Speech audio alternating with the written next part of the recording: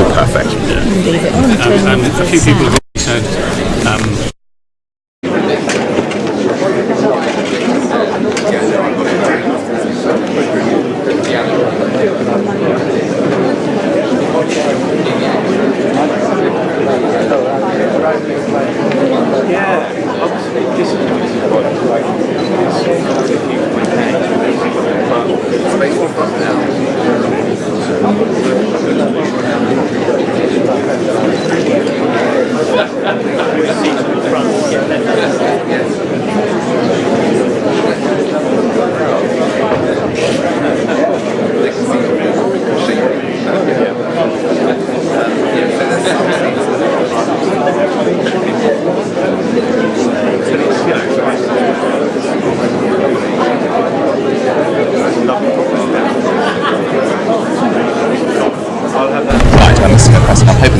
Jonathan.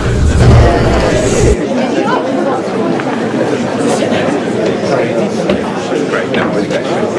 Come and sit down. Can I put you here? Let's see what. Why not? We're very DIY.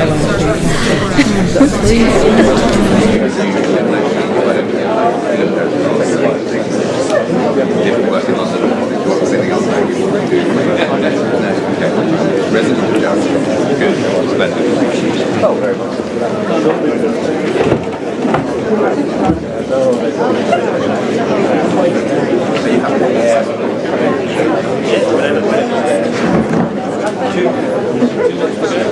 I'm just going to start because So maybe not quite at 7:30. yeah, I know. Well, welcome. Good evening, everybody, and a very warm welcome to the Beaconsfield High School. I'm aware that we're still 1 or 2 minutes to go to 7:30, but by the time I finish my spiel, we will be on time. So, a very warm welcome. Thank you very much for coming this evening. My name is Jeremy Brooks. I'm here on behalf of Churches Together in Beaconsfield, who've organised this event for us this evening. And I hope it will be a useful time. I'm very grateful to all 5 candidates for being here, and I hope you have the opportunity to hear their views on a wide variety of subjects. I'd just like to introduce Deb Sanders, who's our timekeeper from the Women's Institute, so she will make sure that we keep the evening going briskly and swiftly. I'm also delighted that we've got film crews this evening from RTE and France 24 and Canadian Broadcasting, Canadian TV. We've got the daily newspaper from Denmark, Berlinka, and of course Bucks-Free Press as well. Yeah, big cheer, Bucks-Free Press. Thanks Stephanie for coming, and she'll be tweeting through the evening. I should also say that FBL Broadcasting are here, and they're going to live stream this evening's event through Facebook. If you haven't made up your mind by the end of the evening, you can go home and watch the entire thing again on Facebook, or you can wait for 24 or 48 hours and watch it on YouTube as well. Or you can text your friends and say, join us remotely whilst you're here. So in a minute, the 5 candidates will introduce themselves and their party for not more than 3 minutes. There'll then be a series of questions put from the floor. I hope that each candidate will have the opportunity to answer in turn, but I hope that there will also be the opportunity with those questions for people to respond from the floor as well. Candidates may want to pick up something that one of the other candidates has said, but I think just as importantly, we'd like to hear from you. We are slightly limited in terms of microphones. So the initial question will be put from the microphone from the floor. If you have a burning point to make in riposte to any of those things, I suggest you just make your way and queue orderly, probably the other side of the cameras on that side. And I hope that there'll be the chance then for you to make some points in response. At the end of the evening, I'll give each candidate the chance to sum up their thoughts and make their final pitch in about 1 minute. As I say, I'm very grateful to the Bucks, to the Beaconsfield High School for allowing us to be here this evening. churches together across the country have organised hustings. They clearly people feel that perhaps if a vicar is sitting at the front, it might be slightly more orderly than otherwise. We'll wait and see if that's true or not. But I hope that you will all listen respectfully to each candidate, give them the chance to put their viewpoint across, and then if you want to make any points in response, to do so in the way that I've ordered. But without further ado, we're going to hear our first candidate, Joy Morrissey, for the Conservatives.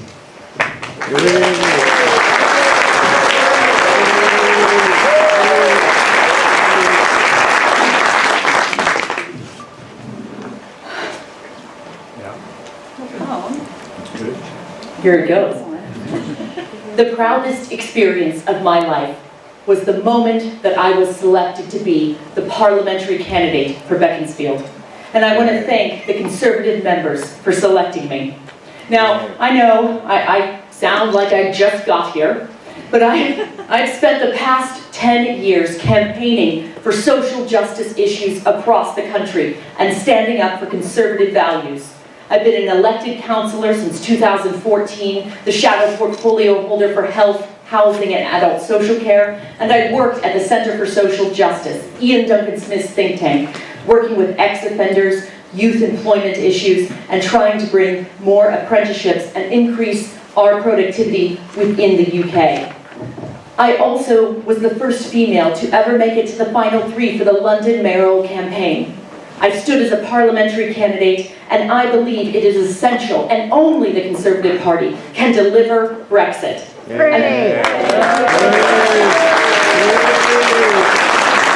believe we must honour the democratic result, and we must move the country forward.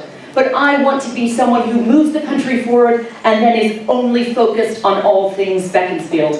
I want to be a local champion. I want to help to improve school place availability, our roads and infrastructure, and making sure that we have GP surgeries available for everyone. So thank you. Please join me in voting Conservative on the 12th of December.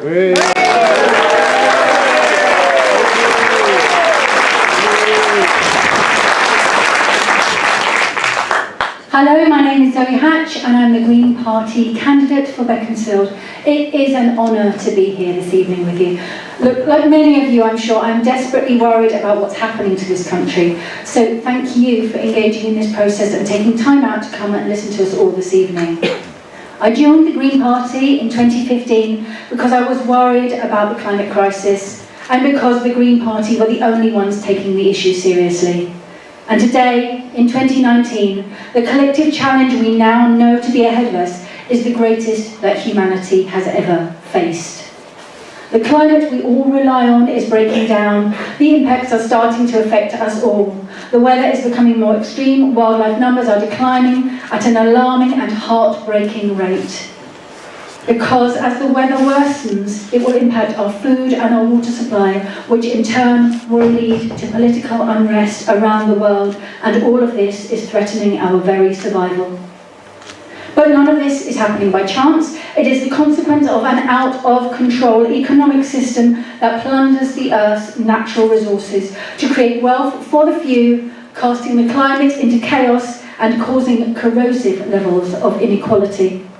We in the Green Party seem to be the only ones who are truly recognising the scale of the problem and the only ones who have developed a plan with the scope and ambition to provide real solutions for the problems that we now face.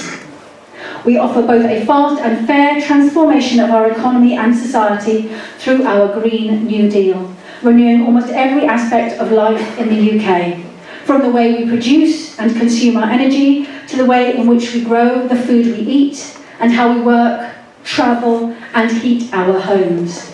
This is possible because in the Green Party we do politics differently.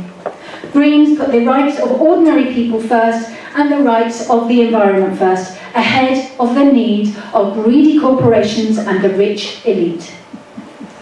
So look, having done a few of these hustings now, I'm aware there can be an element of pantomime about them. It is challenging to have a meaningful debate on a range of issues in a time-limited way, and I personally long for a more in-depth discussion on all of the issues that we raised tonight. I wish that for all of us. But what I do hope tonight is that we can all really listen to different points of view on the issues that genuinely matter, and then engage by voting for what matters most. Not just for ourselves, but for our children's futures. Thank you.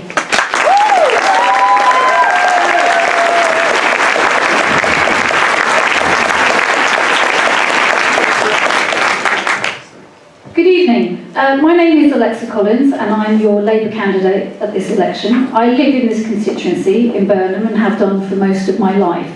I'm a mother, I'm the secretary of the local Labour Party here, and though I may not always wear my colours on my sleeve, you'll often see me around in my red hat so you can spot me. All of us have differing views here tonight, but let me start by saying something that I think every person here will agree with. This election will define a generation. It will shape the kind of country we want to live in for years. And here in Beaconsfield, it's about as interesting an election as we have ever had. Something else that's interesting is that a lot of people seem to have a very strong opinion about whether or not I should be standing here. Standing for the Labour Party, where last time out we secured over 12,000 votes, 21% of the vote share, 10% swing in our favour. Between our candidate James and Dominic, they had 87% of the vote. Yet people keep talking about this as a blue-on-blue battle and it's only a two-horse race, but if we look at the facts, that's not really the situation. So as the Labour Party candidate, I'm here to offer the people of this constituency a choice. The choice seems to be simple, but it's a big one. And it comes down to the kind of country that we want to live in. We can choose what we have right now, a broken, divided society. I see areas across this constituency that have been left behind, neglected in an age of Conservative and Lib Dem cuts. And I ask you all to look around you. Look at our children's centres under threat, adult social care in crisis. Our council is £86 million in the red. And as our air pollution grows, the NHS continues to be cut and cut and cut. We've got a food bank here in Beaconsfield, and we've got another one in Marlow. The people in Burnham are accessing the one in Sippenham. Is that fair? Is that right? It's not. There are children all across this constituency going hungry tonight. But it doesn't have to be this way. We can choose to change it. We can choose real change. We can choose the Labour Party. The only party who will save our NHS by giving it the funding it so desperately needs, fix the public services that we rely on every day, bring down rail fares, bring rail back into public ownership, give our schools the money they need and provide fair and equal access to them. And above all, do everything possible to mend the inequalities that plague our divided society. A vote for me is a vote for real change that this constituency and this country so badly needs. Thank you.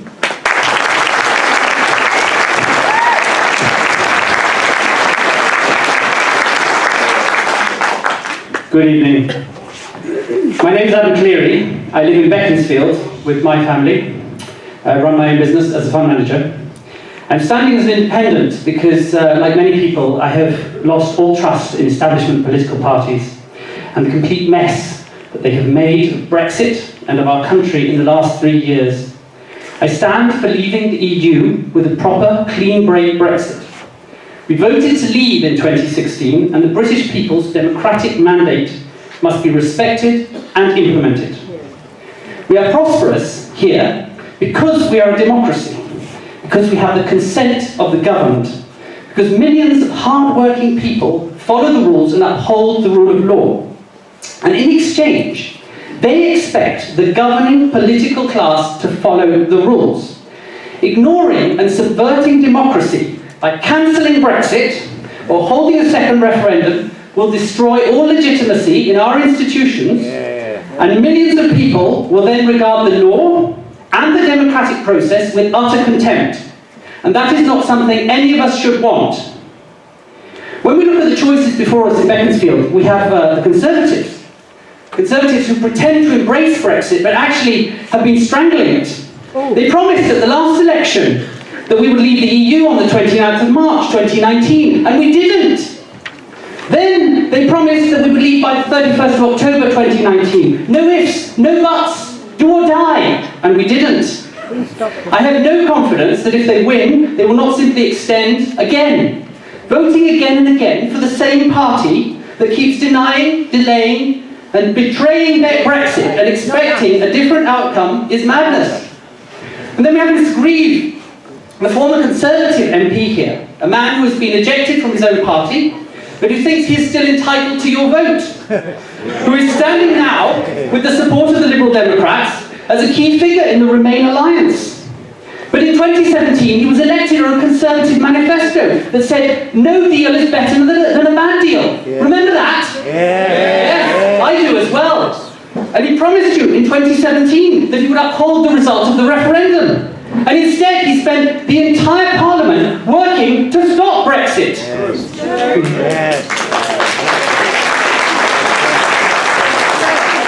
The Conservatives have been in power here since the beginning of time, in government since 2010, and Mr. Grieve has been the MP for 22 years. And just as with Brexit, the Conservatives here have sold us out by voting through a local plan that imposes huge development on our town, regardless of the views of the people of Beaconsfield.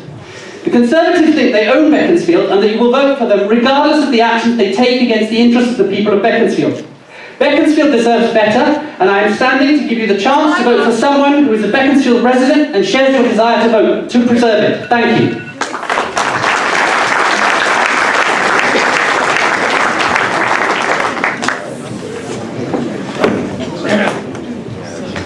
Well, ladies and gentlemen, I certainly didn't think when I was first elected 22 years ago, or when I first joined the Conservative Party 48 years ago, that I would find myself in a position of standing against my own party in any constituency, or certainly not this one. The fact that it has happened is because of the revolutionary nature of our politics, because we are carrying out to our country things that are going to do it immense and long-term harm. And when faced with that, it seems to me that whatever career opportunities my party might offer, I have to stand up for my own judgment and my conscience. Let's be quite clear where we're going. Boris Johnson says he's going to get Brexit done. But every independent observer concludes that getting a free trade agreement with the EU, if we leave on the 31st of January before the end of next year, is likely to be very difficult, if not impossible. So far from the 31st of January ending this matter, it will be another ratchet in the crisis which besets our country. That crisis threatens to break our country apart. And I seem to remember being elected 22 years ago and at every election afterwards as a Conservative and a Unionist. Mr. Johnson has sold the Union down the river. No. And it is abundantly clear that there are serious risks that both in the context of Northern Ireland and Scotland, it will not survive. And that's why this election becomes so important. In addition to that, we talk about public services in this election. I think Mr. Corbyn wants to borrow £55 billion a year, which will certainly reduce this country to economic ruin rather quickly. And I have no intention of helping him get into Downing Street under any circumstances. But I have to say to you that if we do not generate wealth, and leaving the EU prevents us from generating wealth, we will find that the public services we want become harder and harder to afford without either raising your taxes or raising borrowing, neither of which prudent governments should do. It's astonishing that Boris Johnson's manifesto is in fact so long on promises and only £3 billion of costed expenditure. And I'm afraid that the charlatanism which underlines so much of the way he has approached this election and indeed the last 2 months is abundantly clear. If I'm elected, I will also continue to try to serve this constituency in the way I always have as your MP on local matters. We will doubtless discuss more of those later. It's been a privilege to be the MP for this constituency, whatever the outcome of the election might be. But in coming before you as an independent, it's because I believe in the circumstances we face, it's my only option. Thank you very much.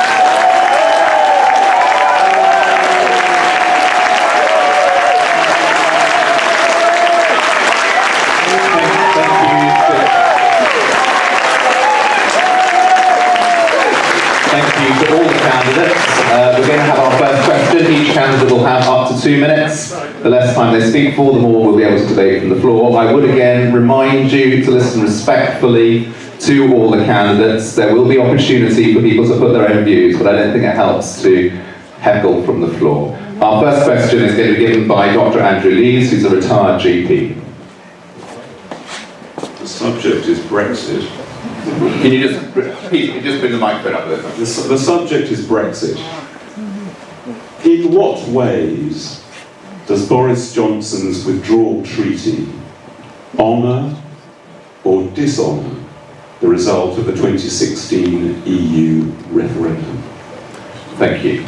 There are going to be 2 questions on Brexit, so candidates, don't feel you've got to say everything you want to say about Brexit on the first one. There will be a rotating order as to who answers first, but I'm going to invite Joy Morrissey to speak first on this one. I would say that the withdrawal agreement absolutely does honour the referendum result.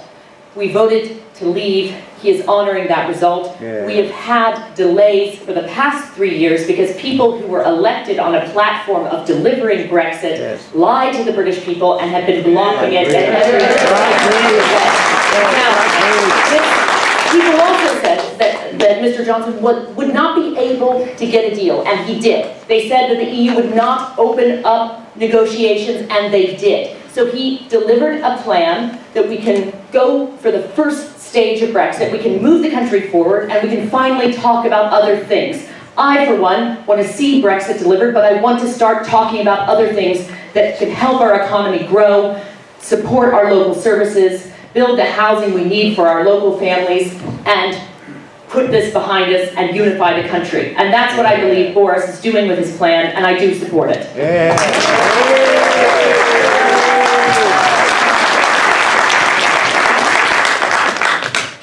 The promise that was made in the referendum by the Leavers was that it was possible and easy to get a deal with our EU partners that would enable us to keep the advantages of membership, whilst at the same time losing all the perceived drawbacks.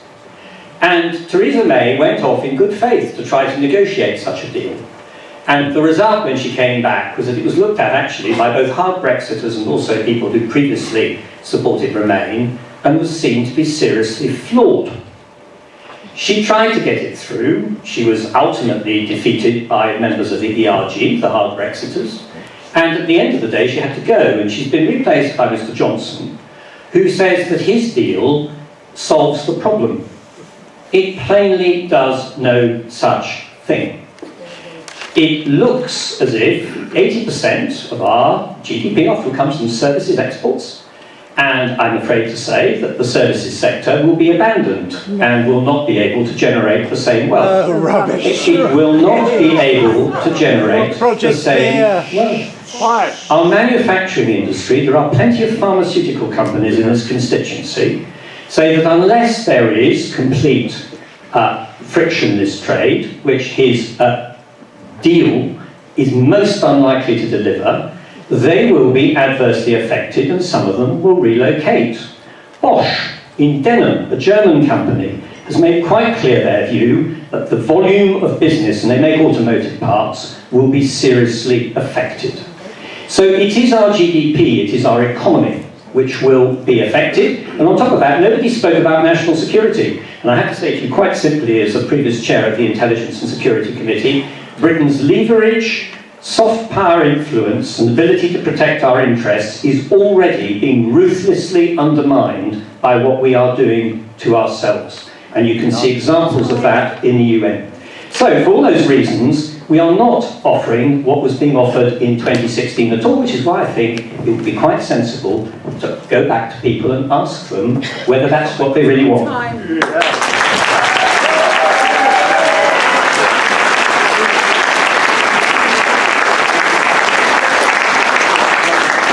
So my feeling is that this process has been mismanaged by those that we would like to call leaders and government. And I think that there's been a betrayal to the people from both sides, from both Leave and Remain. I think that essentially what we all want is the best for our children and the best for our future as this country, but we're all fed up with the lies that we've been sold throughout the process. Essentially, the agreement that's been negotiated most recently is not that much different from what was negotiated before, apart from the very worrying situation around the Irish border. And that's something that, you know, I feel really, really passionately about. You know, it's awful that it's being sold out and that people have been betrayed. I would have liked to have seen on the morning, I mean, I was distraught. I'm a Remainer of the Green Party, is proudly Remain. We do think that Europe does require reform, and I do have sympathy with the reasons why people voted to leave, but we think that we're better off in Europe and working within that organisation. But I would just say that really what should have happened when we woke up that morning and the result was announced, and because it was such a narrow result, what would have been best to honour that outcome would have been to work collaboratively and to work cross-party and to bring all people together in order to find a collaborative solution, rather than trying to play score and just in order to win lives and to further any political agenda.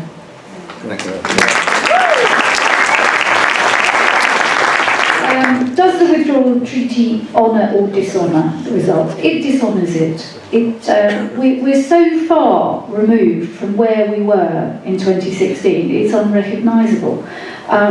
What people are now saying, oh yes, I knew I was voting for that. No, they didn't. I mean, this stuff was never even on the table. It was not on the table.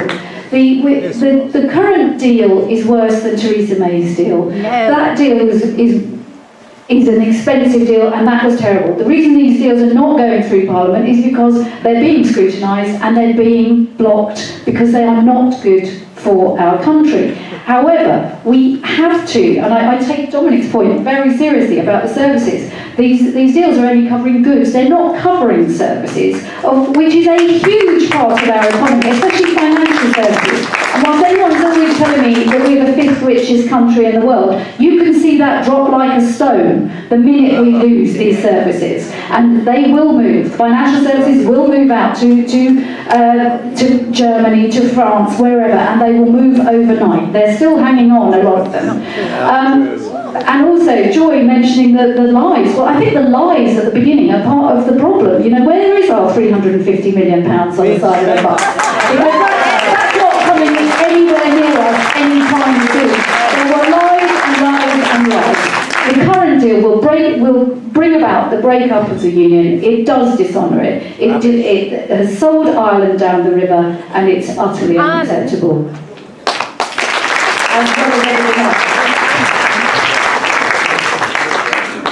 Thank you. Well, the withdrawal agreement is an improvement, but only on the worst deal in history. Theresa May's deal was so bad that the code name for it in the European Commission was Versailles. So in terms of the existing withdrawal agreement, I don't think it does really honour the result. The biggest problem with the existing withdrawal agreement is the long-term subjection of the UK to ruling by the ECJ, and it's unprecedented for two countries in an international treaty to submit to the court of the other party. And so the ECJ continues to have jurisdiction basically of the UK, in some areas sort of ad infinitum, and certainly until the end of the transition period. And the transition period can be extended again and again until the end of 2022, presumably as some sort of plan to sort of force us in, or to have a second referendum in the interim. The political declaration, which is said not to be binding, will be enforced through the best endeavours clause in the withdrawal agreement. And that will mean it'll be very hard for us to have an independent trade policy, very hard to have independent tax policies, very hard to escape from EU regulations, which is what we need to become more competitive, to diverge from these regulations. It essentially forbids the UK from having an independent foreign policy, from having an independent military policy. I think overall, you know, the withdrawal agreement really is not good enough, and the best thing we can do is to have a clean break Brexit. Thank you to all the candidates. There's now the opportunity, if people wish to raise a hand and make a point in response, to make their way to the microphone. If they could indicate first they wish to do so. Does anyone want to speak from the floor on this? Yes, if you'd like to come forward, sir. Anybody else want to make a point from the floor? Yeah, if you'd like to come forward, sir. At this point, if you want to address your comments to particular candidates, feel free. Sir, just perhaps you give your name first. Yeah, Mike Kavanagh. Yeah, just the point I want to make is that the shenanigans that are going on in Westminster is indicative of the weakness of the UK when it's on its own. And I think that's really what's coming out, and I think become clearer if we leave or when we leave and we start negotiating trade deals with other countries. I think we really show but this is a hint as to the reality of what it's going to be like on our own. Thank you.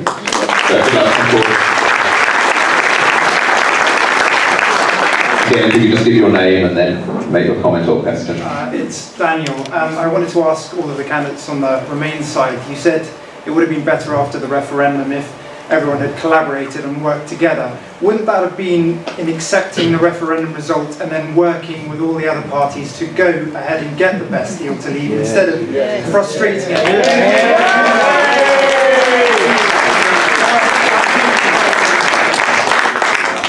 It's my understanding, certainly within the Green Party, that we were very keen to do that from the outset. We made it clear that we wanted to collaborate, that we needed to listen to both sides. We understood that people had voted to leave because they were feeling disenfranchised and because they were feeling the pressures of an establishment that had forgotten them. So there were a number of different things that needed to be addressed. And I'm afraid that the Conservatives were just not willing to talk. Was any one of you to talk? When the referendum result came out, I was very disappointed. And I spent the next 2.5 years trying to see a silver lining to the cloud. I voted to trigger Article 50. I actually voted for Theresa May's Withdrawal Act because I knew it was the necessary legal precondition for leaving. But what became so apparent to me as time went on was that my colleagues in the ERG, the hard Brexiters, were going to overturn any deal that she put forward, and even if it went through, they would try to overturn it afterwards. And that was when I came to the reluctant conclusion, because I would have supported the deal that she set out in her manifesto if she could have delivered it. I came to the conclusion that the only way out for our country was to go back and ask people what they wanted. That's been my consistent position ever since. And I happen to believe it's the only sensible way out, because my fear is that if we leave, which may happen if Boris Johnson gets his majority, then we are going to be in a downward spiral of self-destruction, actually, as a country. And I feel that so strongly that I think I have to speak out. And I'm very grateful that the Liberal Democrats, despite their differences with me on many issues, shared that view. And so Rob Castell, who was going to stand as the Liberal Democrat candidate, stood aside to enable me to come and articulate those concerns to you as somebody who's been your Member of Parliament for many years. It's all I can do. You will have to make up your mind on this. But my judgment is that this is probably the biggest mistake the United Kingdom has committed in its modern peacetime history. And we will carry the consequences for generations to come.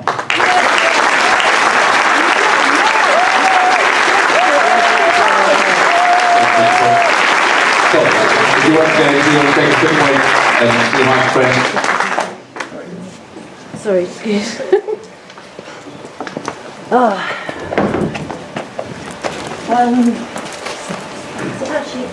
Yeah, it's on. Hello. Can you just give your name? My name's Nina. Hi. Yeah, just want to say, first of all, Dominic Grieve said something about Bosch as an example. I've got a friend who works at Bosch, and they've been relocating departments to other parts of Europe since before we even announced the referendum. So that's the first thing. One of my friends is made redundant there because of it, and it was before they even announced a referendum and gave us the opportunity to vote. The other thing is, I've forgotten what I was going to say. Maybe ask him why you just lied. Yeah, good one. I just want to make a point. So, Dominic Grieve, you said, and I presume the other Remainers mainly think we should have a second referendum to put to the people. First of all, I thought people voted in 2016, unless I'm mistaken. The second thing is, what if we voted to remain then? Would you say that we should have a second vote then? To see if we still want to remain?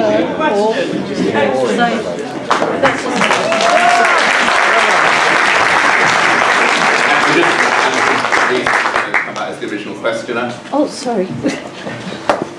Well, I'd just like to say, democracies don't necessarily deliver the right result, but they deliver a result. Yes. We had a referendum, and the result of that referendum was that we should leave the European Union. Now, if you don't honour that result, something's gone wrong with democracy. This is an issue of democracy. Democracy is actually more important than anything else. Thank you. We're going to move on to our second question now, because it probably gives the candidates a chance to pick up on some of the points that were made there. It's another question about Brexit, which is going to be put by Jonathan Hyde, who's a resident of Gerrards Cross. Hi. I'd like to ask the candidates how your approach to Brexit, and I'm talking at a national forward-looking level of politics here, how your approach to Brexit will help the challenges, will help this nation face the challenges that are coming over the coming years. So I'm talking about climate change, housing, public services, and so on. And perhaps most importantly, I'd like to ask how your forward-looking approach to Brexit will help heal this toxic divide that's in the country now, and end the situation where we're all walking around with this angst and frustration that's clearly so evident in the room tonight. Thank you. Dominic Grieve, first of all. The previous question I said, why shouldn't people want a second referendum in the circumstances where we voted Remain? Well, of course, anybody is entitled, if we voted Remain, to argue that we should still leave. But there is a difference between the status quo and carrying out something which actually amounts, as becomes more and more apparent, to a revolutionary upheaval in our affairs. I go to church on Sunday to pray for quiet government, and we're not exactly delivering it. This is the basic problem. And my approach to Brexit is that it would be better, it's not ideal, nothing in this is ideal, to go back and ask people, put them the three choices which are available, which is Prime Minister's deal, no deal, because I'm perfectly prepared to see that on a ballot paper with a transferable vote so that there's fairness, and Remain, and ask them to choose. And if they want either of the first two, I won't raise it again. Dominic, can you address what Jonathan was asking to do with, the future? How would your approach to Brexit? Well, but that is my approach. so address some of those issues.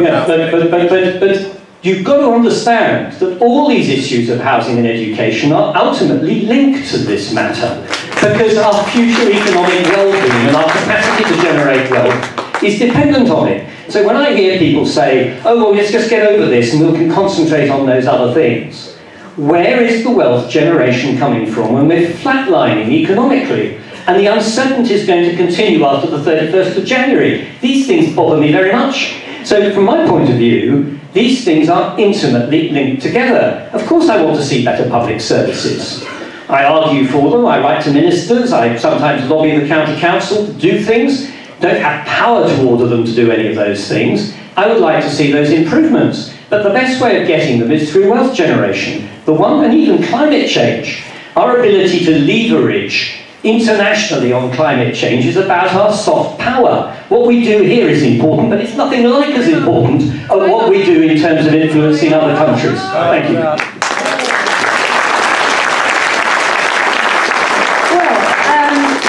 Wealth generation, that's an interesting one. I mean, the last government has generated a huge amount of wealth, and most of it has been borrowed and transferred into the hands of private hands. It's much better to take that money and invest it in our country, in the things that we need, in housing, in delivering our public services. The Labour Party approach to Brexit is, first of all, to negotiate a better deal which actually protects people's jobs and actually protects the economy, because tanking the economy is not going to help any of us. So that's the first part of it. And within 6 months, because this is a democratic issue, and I do take that very, very strongly, that my belief in the democratic process. But you can't just say, well, we'll never vote on something again because we voted on it. We have elections regularly on all sorts of things. So it's not just a single thing. It was a badly run referendum, left without great controls around it, a simple majority. There is absolutely no reason, with the amount of lies that have been told over the last 3 years, that we should not take this back to the people for a final say, with a better negotiated deal and with an option to remain on the ballot And whatever the result of that referendum is, the Labour Party will implement.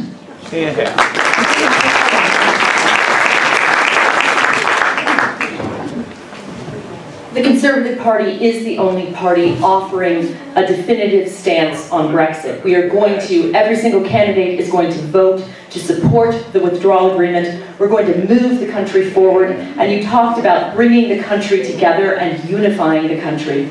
We want to invest in frontline policing, in the NHS, in housing, in transport infrastructure, in train links, in bringing people together. But we can only do that if we can put the division of Brexit behind us.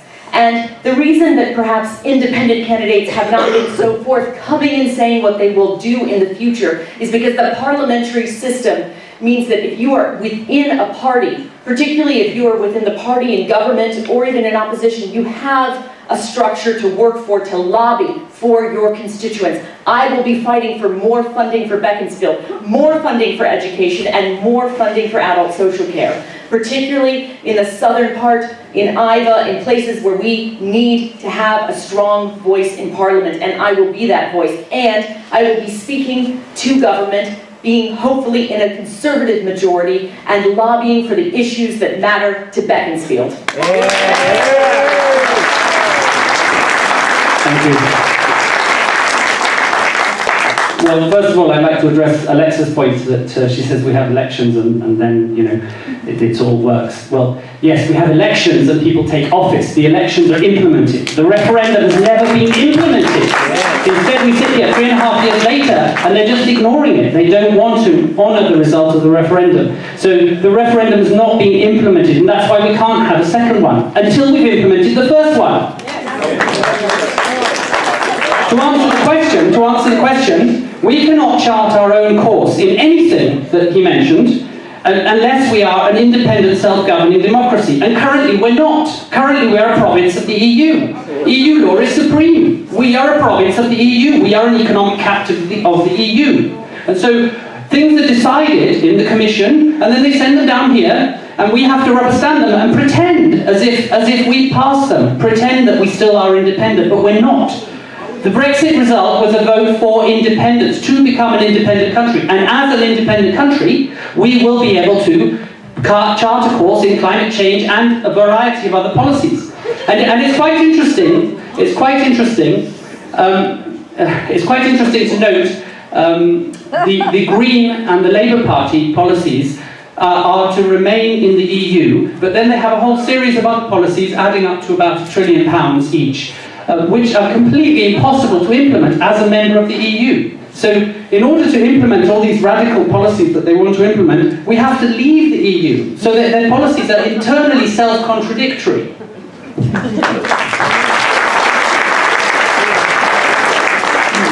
So I think the question was regarding Brexit and how our party's policies would align with more progressive plans for the future. So for the Green Party, we do believe in the fact that, and agree that the European Union does require a transformative and progressive change. We would lobby for an increase in the transparency of European institutions.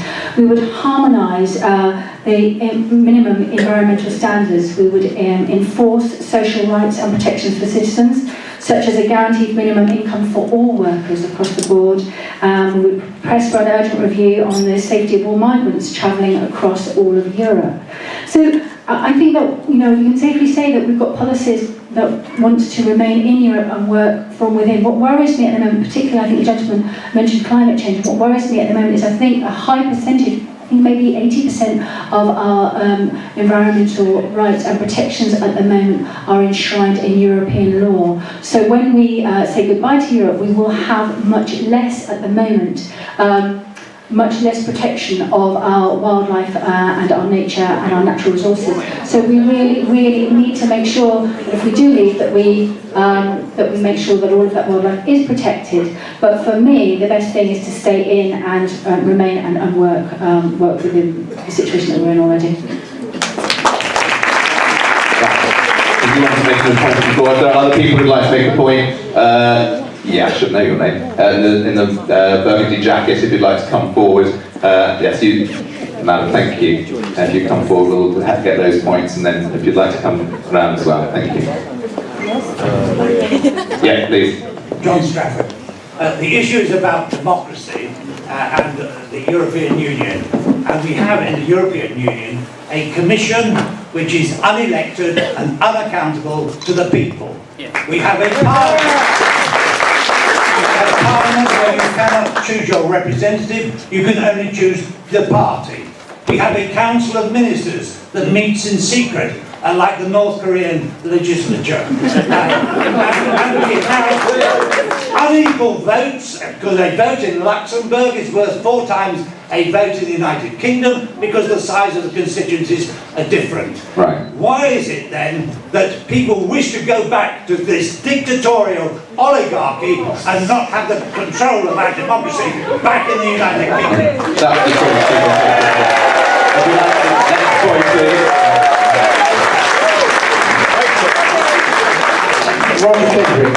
Dominic argues that if we leave the European Union, it will be a disaster for the country because we will lose wealth. Now he knows that over the last 20 years, we have lost about £90 billion worth of wealth per annum as a result of our membership of the EU, because our trade deficit has increased by 90 billion. Those are the ONS statistics. I've shown him the numbers. He doesn't want to believe them because it doesn't support his case. And the fact of the matter are, £90 billion worth of goods are now produced in Europe, which we used to produce in this country. That's cost 1 million jobs and all the investment that goes with it. And the second point I'd like to make is very quick. We talk about investment disappearing. We have record investment, overseas investment coming into this country, and there's a huge pent-up demand for it. Right, thank you. Next point, please. Yeah, please. So this is specifically for Mr. Grieve. Mr. Grieve, you talk about the economic disaster that faces this country if Boris's deal goes through, but I put it to you.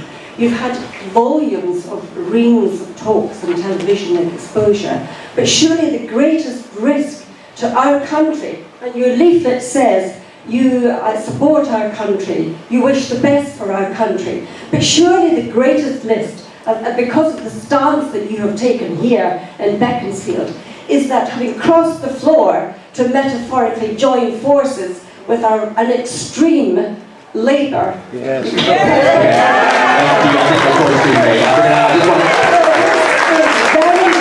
Thank you.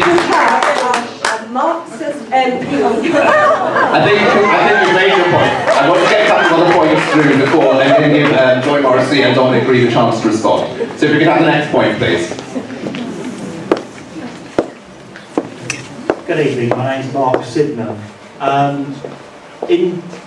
We've just got time for one after that. I'll get, no, there's not time for you, I'm afraid, madam. I will get to yours later. Sorry, carry on, Mark. Yes, I voted Remain in 2016 and I had grave doubts about the result of the referendum in terms of its wisdom. But I think that democracy has spoken and we should all respect the referendum result. I'm shocked the way the gnashing of teeth about this. We have to move on as a country. We have to be forward-looking, we have to get this trade deal negotiated, and we have to get a way forward to go on now. So it's time to stop this. Thank you. I'm going to take one more comment from the young lady. Sorry, I want to hear from the young lady in the crew blouse, please. If you'd like to come forward, then there'll be time. There'll be other opportunities later in the evening, but I'd just like to hear this one more comment. Okay, so I was 14 when this referendum happened, and I'm looking on at some of the politicians at the moment who are saying that we're going to be getting Brexit done in the next couple of months. They've been saying that for the last 3 years, that they've got some kind of deal in the making. But how I view it is this is our future. So the way that people are now articulating themselves in Parliament, and frankly lying to us that the Brexit deal is going to be done and it's going to be a clean sweep in the next couple of months, when we can clearly see it's the beginning of Brexit that's going to happen in the next couple of months. I find it is a lie, And I think people should really be looking to our young people right now who want to remain and have not had the opportunity to vote.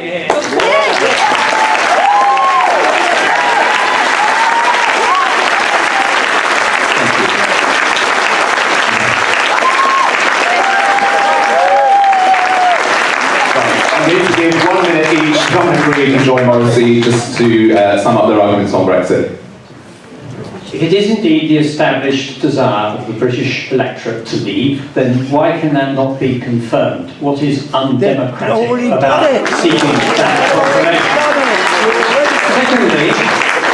Secondly, the EU is far from perfect, but it's an international treaty organisation underpinned by a complicated rulebook. If we have a free trade agreement with the United States, it will be an international treaty underpinned by a complicated rulebook. And that rulebook will be imposed on us by an independent arbitral tribunal which will adjudicate on it. And the Americans, I'm afraid in this context, are a rather bullying country, and the equality of a level playing field we have in the EU will not be present.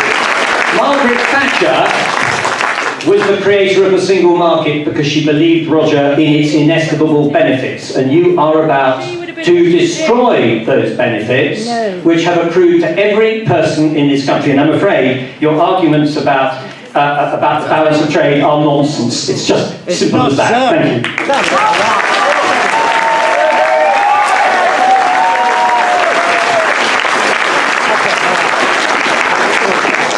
you. You know it. Like the other candidate. No, it's nice that she stands up. What's your problem? What's your problem? You got a problem? You got a problem? As big as yours. Should I just say, I have given the candidates the choice as to whether they sit or stand. They all stood for their own image. It is up to each candidate to decide how they want to do it. Nothing needs to be read into the fact whether the candidate stands or sits, but sits. I am very short, so I felt like standing is the best thing. I believe in democracy more than anything, and what that gentleman said, whether you voted leave or remain, it is about respecting the democratic result. And where does it end? Or if we win slightly, if we have a second referendum and it's sort of a slight win, where does it end? Is it best 2 out of 3? Do we have 3 referendums? Do we have 5 referendums? Yes. We have not even fulfilled the result of this referendum. Yes. So let us get this stage finished, and then we can look at how we're going to move forward. And I studied European social and economic policy. I went to the London School of Economics because I was interested in the EU, and I love Europe. But the more I learned about it, the more I saw the democratic deficit within the EU. No one has a problem with the single market, but it is the ever-converging union and the lack of democracy, that I do have a problem with. And I believe we have to uphold democracy. I'm going to give a final word to Jonathan to put our questions to us. So Jonathan, if you just like to make a short point to this. Perhaps answering your own question, as the candidates weren't so hot to answer themselves. It's not my place to answer the question, but I'd just like to say to Joy and Adam, I fully understand that you want to get on with Brexit, and a lot of people in this room do, but I'm still very unclear what Brexit actually means for you and what your vision is for the future of this country. When you talked about investment, Joy, you were just giving us statistics there, you weren't giving us plans. Thank you. Thank you. I'm going to move on to our third question, which is going to be put by Isabel Davidson, who's a sixth form politics student at the high school here. Isabel. One way to tackle the climate crisis locally must be by prioritising public transport over private vehicles on the road. What policies do each of you candidates feel should be put in place to ensure that this is done?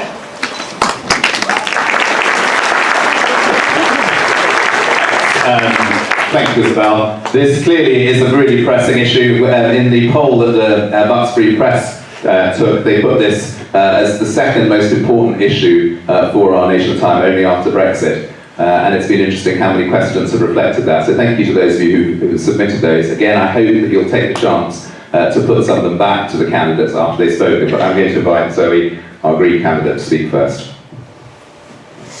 Sit it also, studying. Yes, I'll sit, thank you.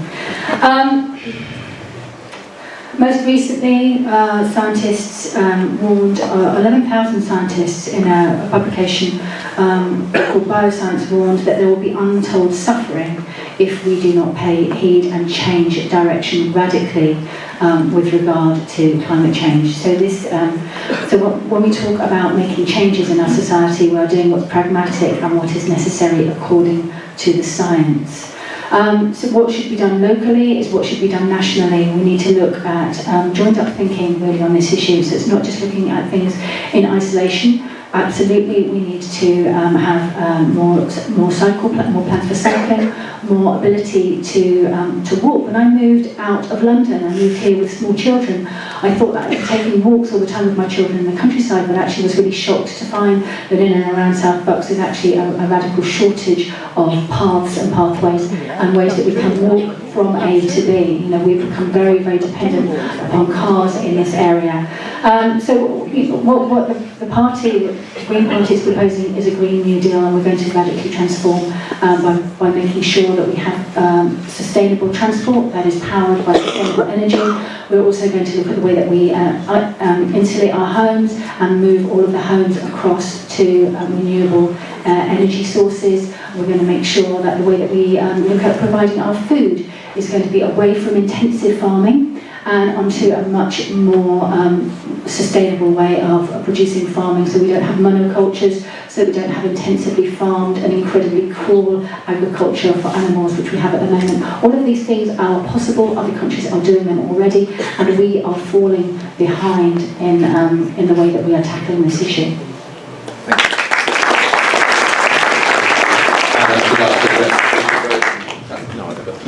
Yes, certainly. I mean, climate change is certainly a very important challenge, and we should make every effort to face it in a reasoned manner. And I think local schemes can help a great deal in that. I have to say that I think sometimes it strikes me that people on one side of the argument view the economy as a sort of a static thing where we have a limited set of resources and we have to sort of ration them and carve them out. But actually, the economy is dynamic. With technology we can transcend the limits that we face, and in relation to energy use, for example, this means finding new ways to generate clean energy rather than seeking ways of rationing and curbing people's use of resources.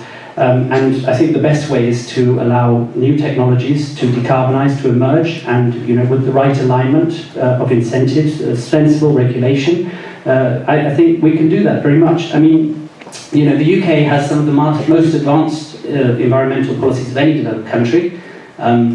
We're coal-free for the first time since the 1880s. We are generating more electricity from renewables than fossil fuels for the first time a few months ago, and that will only increase. So I think there is lots to celebrate in what we have achieved, and of course we must do more and press ahead more, but I think in a reasoned manner, with a reasoned approach.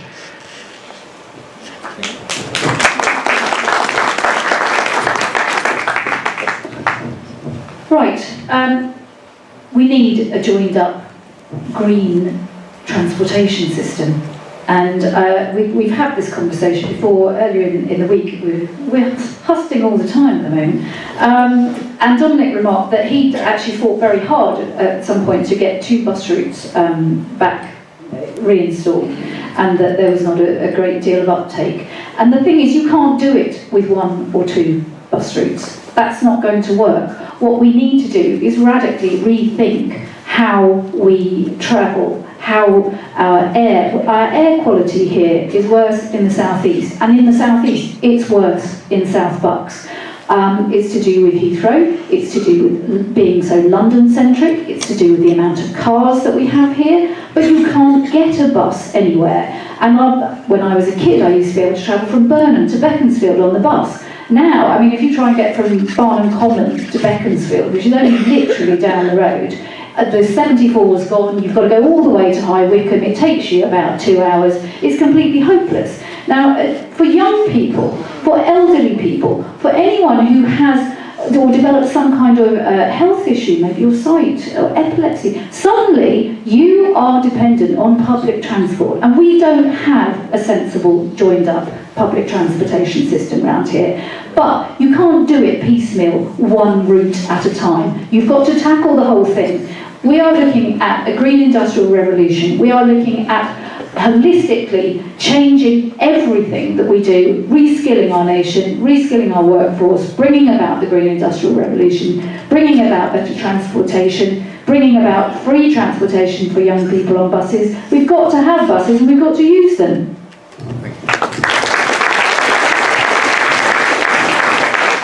Well, this is a rare case where I agree with the Labour candidate that we do need a better public transportation sort of network, particularly with, I know, it's a once in a lifetime. I tried to sample the bus system here. I tried to get on and use public transportation, and I found that I couldn't get very far, and it took quite a long time. And one of the things that I have been championing for many years is the use of hybrid buses. So they're much cheaper than actually pure electric buses. They can be manufactured, they can be used. They are cost efficient, and they will help with the air quality and the pollution level. I'm also opposed to Heathrow expansion on the grounds of air quality. I think this is something we have to protect the next generation for. For Heathrow, it's for me, better, not bigger. And we need to look at Crossrail is, fantastic, but we need to look at how we can build transport links that work for Beaconsfield. We have more inflow from London, lorries coming in every single day. I was standing on Iva High Street and it was just non-stop. And we have to look at how we can protect our natural environment from people that are using this area as a cut through. And how do we protect our children on our roads and streets to make sure that our air quality is protected. And that is something that I plan to do. And I plan to lobby London and London councils to make sure that we are protected here in this area, to make sure that our air quality, particularly in places in Marlow, the sort of the way that air particulates hang in the valley is very, very detrimental for young people and asthma and all of these other related things. And I want to make sure that we are leading the way in protecting our air quality for the future.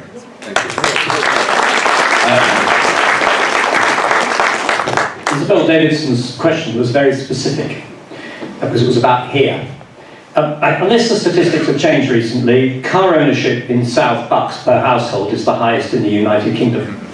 It's also notable that the greatest growth in motor cars is now SUVs, which are the most polluting. And you only have to go around Beaconsfield. Of course, they're very convenient and very safe, but nevertheless, they are the most polluting. Alex was also right. I've tried in my time as an MP to get new bus routes, and I've sometimes succeeded. They've usually lasted about 18 months each, because there's usually been 2 people on the bus at any one time. There's nobody more deprived in a wealthy area than people who don't have access to public transport, and the public transport is not readily made available to them. The challenge is encouraging, firstly, and I agree about this actually, technologies which reduce emissions. Clearly, the arrival of hybrid and electric cars is probably the one thing that's going to save us on this, because the pollution levels are rising. Great believer in cycle routes. I'm also a believer in people using footpath networks, which are underused at the moment, and often people don't even know they're here. I've tended to walk across quite a lot of them in the last 22 years, and they're usually, many of them, bramble covered. So there are a series of things that we can do locally. I simply make the point on Heathrow. I certainly agree that air quality cannot go ahead if it can't meet the emissions targets. But it's worth bearing in mind that it's the hub of the southeast, and if it's an extra runway, if it can meet the emissions targets, you're also going to generate an awful lot of other emissions if people are travelling further afield to use other airports. All these things have to be factored into how you look at transport networks. And I think you also have to be pragmatic and reasonable about it. Just coming along and saying, oh, we're going to change everything, is not actually going to work. But clearly, we need to minimise the amount of displacement we do for work purposes. We need to avoid using air travel if we can, because it's much more heavily polluting. And we need to try to find alternative technologies. Those are the key things for this area, and it'll be much better afterwards. Are there any people on the floor who want to pick up on those points? Yes, if you'd like to come forward, sir. Yes, over there as well, if you'd like to come forward.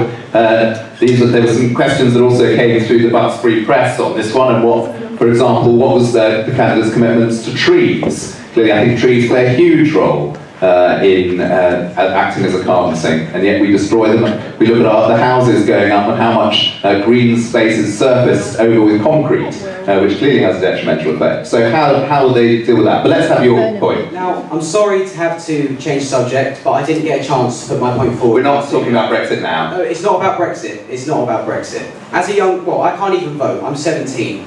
What do you think it's like to see adults sitting at a table that won't agree to a democratic vote? Why should I bother voting in the future if it's just going to be... We're not talking about Brexit now. I think it's important for me... I appreciate that. We've had lots of discussion on Brexit. We're not going to talk about Brexit now. I want to talk about the environment, which is clearly a really important issue. Thank you very much. But can you hand over, we'll get a point about Brexit, of that with the environment, please.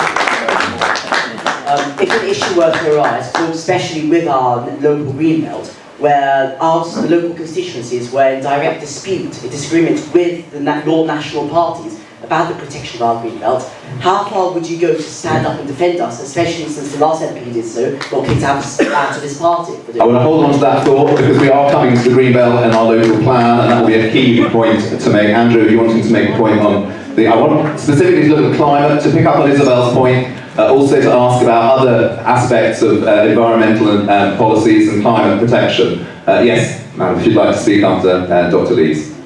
I think what I'd like to say is that it would be a good idea to have a proper, open debate about the causes of climate change before we embark on a very expensive and life-changing number of solutions which a lot of people are coming out with, without realising that there might be other causes of climate change, and if you go and look, you will find them.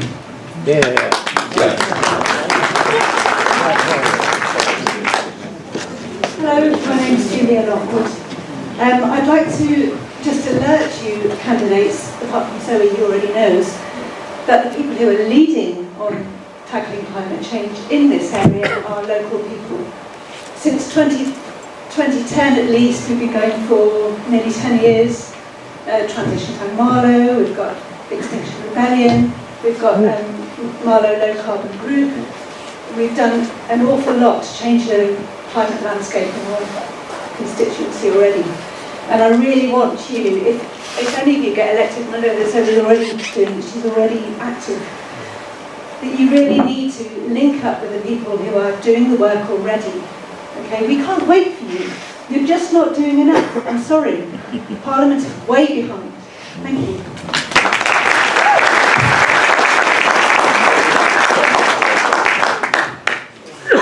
Yeah, I'd just like to say that there is astoundingly overwhelming agreement in the scientific community with 98%, and Dominic's here was people saying, I absolutely agree, climate change is human caused. We are accelerating the rate of extinction to up to 100 to 200 species per day with the way that we are over-utilising this planet's resources. We cannot continue to have infinite growth on a finite planet, and we cannot continue with the rate of emissions that we have already.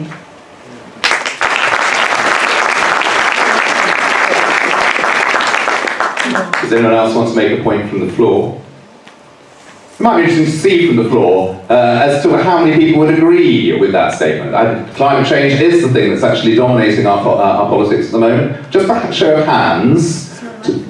I'm not wanting to debate it. But there are people saying, no, it's nothing to do with human activity. And it would be interesting to see in a place like this, how many, okay, fair enough. It's China and India.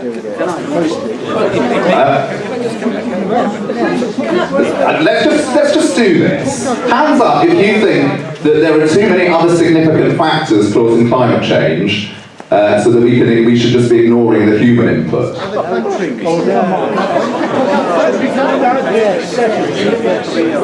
Okay, other factors. What do you say, George? You're conditioning that question. Yes.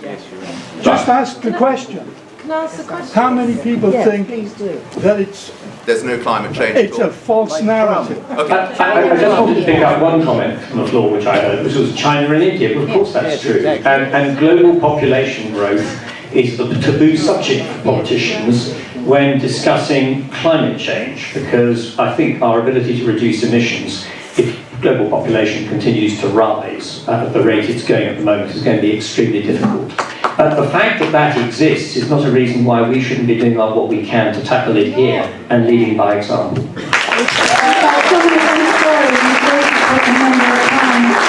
I'm going to pass you this study because this study that's been signed by 11,000 scientists actually states that one of the most hopeful things about climate change and the situation that we face at the moment is that population is actually starting to decrease. That the rate, yeah, it's a really, really good news. So let's not start thinking about what other countries are doing when actually we're in other countries, their per capita carbon emissions are much, much less than the per capita, the per person carbon emissions of the rich West, which is all of us, is much, much worse. And we have contributed to carbon emissions throughout history because we initiated the Industrial Revolution. We have contributed to carbon emissions for a much, much further, longer time scale. So please, remember, those of you that chose to put your hands up are actually in denial of the scientific facts that are before you. It's not nonsense, sir. I'm talking about the International Panel of Climate Change. Yeah, no, okay.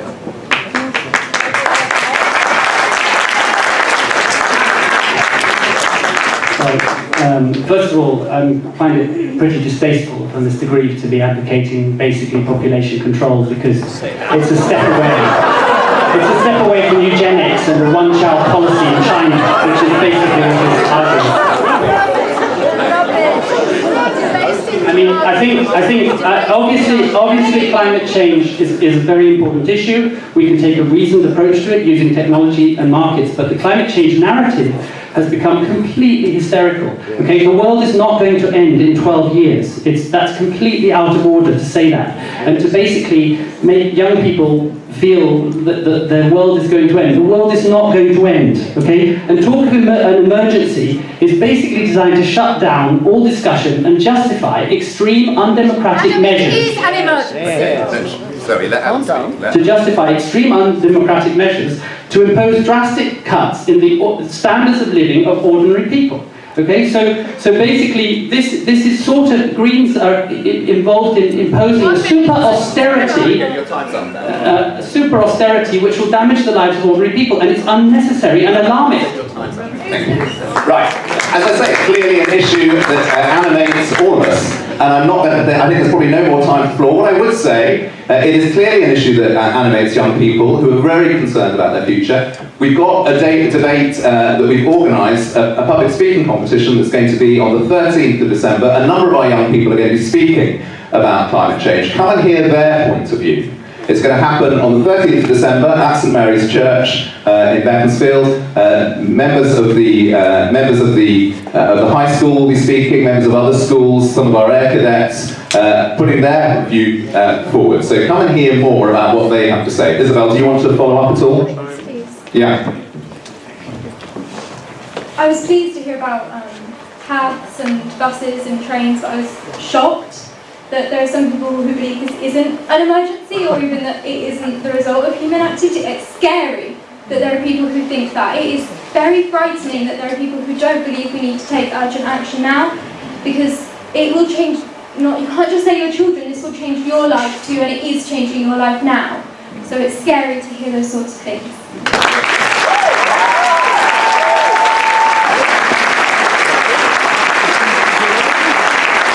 I want to move on now to a local issue connected to the Greenbelt. So the young man who wanted to make a point about the Greenbelt, this may be your opportunity. But Alison Wheelhouse, who's the chair of Beaconsfield Society, is going to come and put the initial question.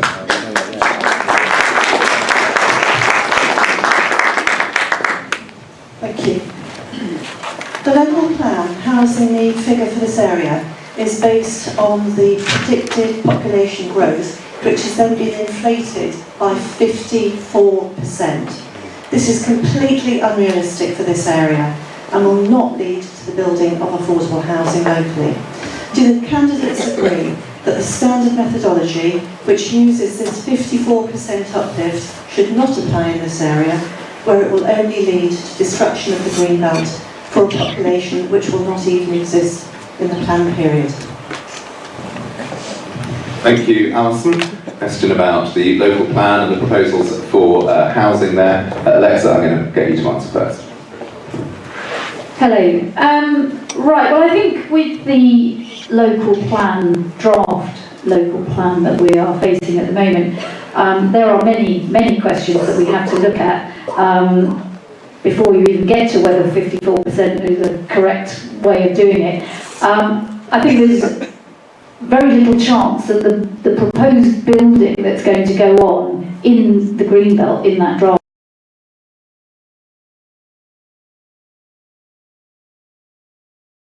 A lot of the stuff looks to be very nice types of properties, but it doesn't work with the affordable housing targets, and the very concept of what affordable is in Beaconsfield is totally ludicrous.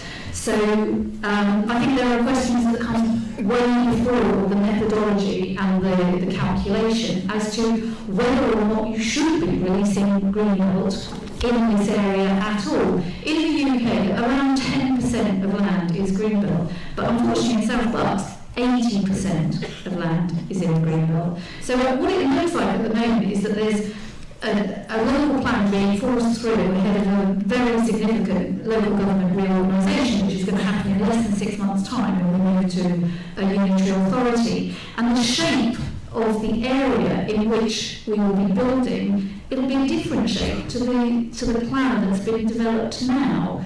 So the whole plan strikes me as somewhat ludicrous. And whilst we may argue about the calculations and how you arrive at it, I think the whole thing should really be put on hold until we see the shape of our government as it's going to be in less than 6 months' time. Zoe, would you like to take this one, please? Yeah, I first found out about this issue in depth when I came along to Beaconsfield Society meeting last week, so I think it was really enlightening. I've subsequently had a little look at what's been going on nationally, and in 2018 it was announced that the Greenbelt has hit a record of 460,000 homes that are being proposed to be built across the nation. So this is not just a local issue, although of course it is a very important local issue. Developers are carving up our countryside to build homes that normal families cannot afford to live in. So the notion of it being for affordable homes is just nonsensical.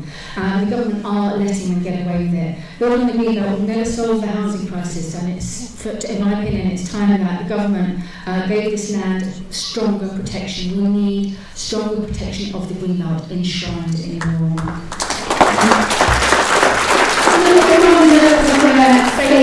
Security for all home, but we don't want that to be happening. Our Green Spaces and the Green Party have proposed that needs to be happening on brownfield sites. I'm very, very passionate about protecting the Greenbelt because as I'm sure a lot of you are aware, we are facing in this country, and again going back to the notion of an emergency, we've got wildlife, 20% of our wildlife, that's 1 in 5 wild creatures are under threat of becoming extinct in the next 10 years, that's in the next decade. We need to really address this problem in a much more holistic way than we are doing at the moment. And when we look at housing development, we need to look at moving away from the south where there's so much pressure and putting it in that into other areas of the country where there are brownfield sites and there is space to do that, and then we need to put the economic infrastructure in place in order to support that as well. Well, I live in Beaconsfield. I stand with the Beaconsfield Society. I completely support the initiative. I completely support their work. It's notable that the council voted this through. It's the Conservatives who did that. And if you're against this, don't let them off the hook. Don't vote for the Conservatives who have done this and are proposing to do this to Beaconsfield. Stand against the plan. I stand with you. I'm totally opposed to the plan that's been brought forward and to the release of Greenbelt land around Beaconsfield.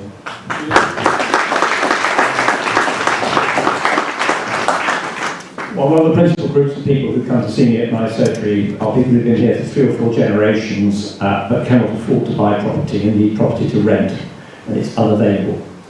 The justification for the inflation figure is to meet that need, but I entirely agree with what was said, that it won't, because in fact it will deliver so-called affordable homes at best, which are not in fact the properties which local people need, because it's 80% value of the full value of a property in Beaconsfield. There is undoubtedly housing pressure, and I entirely support what the Society is doing in challenging the methodology, because that is the right way forward. It is a methodological process. The government lays down targets based on predict and provide. That's what the word is for the population growth, and the Society has correctly identified, in my view, that the way the approach has actually been done may be questionable, and that must be the right way forward, and I'll continue to support the Society in every way I can in what it's doing. As for the longer term future, the population of this country rising potentially to 70 million, the squeeze is going to grow.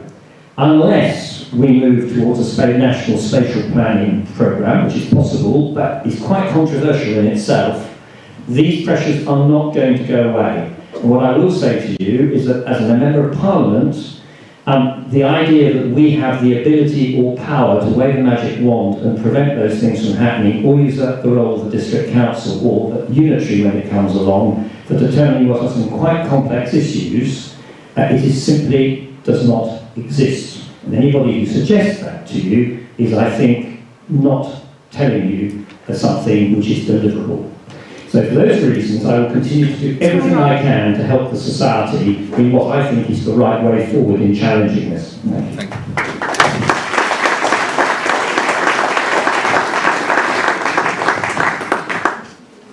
Alice and I have the local plan right here. I've been poring over it and trying to come to grips with some of the issues.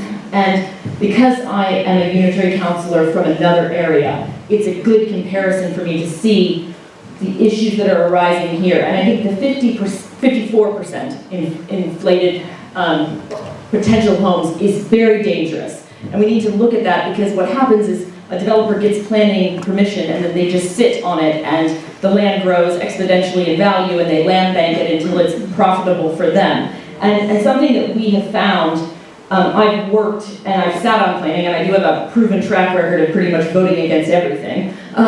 And when I do vote for something, it's because I've worked, the developers have paid up front in terms of their Section 106, in terms of their community infrastructure, what they're putting in, their SIL funding, or the commitment to put in a local school, a GP surgery, things like that. And we make sure collectively that those things are actually ironclad.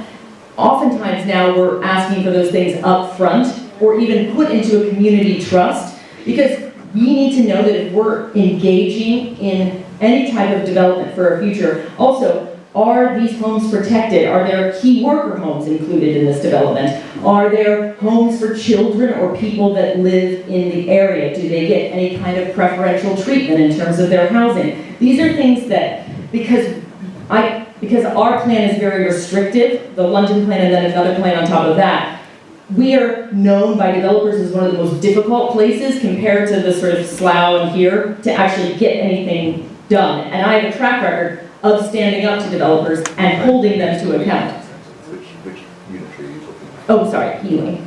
And what I will do here is I will do the exact same thing. I will be working with resident associations to make sure that we stand up to the planning. When this is being called in, I want to stand there with you, give evidence, and also write to the Secretary of State. So I'll be the developer's worst nightmare. Other people from the floor who want to pick up on some of the points. Yes, at the back, if you'd like to stand to front and give a name, and then actually you've had your turn. I might get to you if no one else wants one. Just want to make sure that as many people as possible are heard. You can just give your name and then come front. Yes, and then you Adam. Thank you. Hi, I've got a question for Joy. I had the honour of going to the South West Planning Council meeting when the local plan was passed.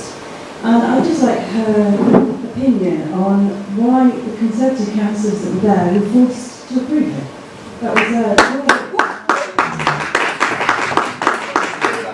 Sure. I mean, planning is meant to be an independent body.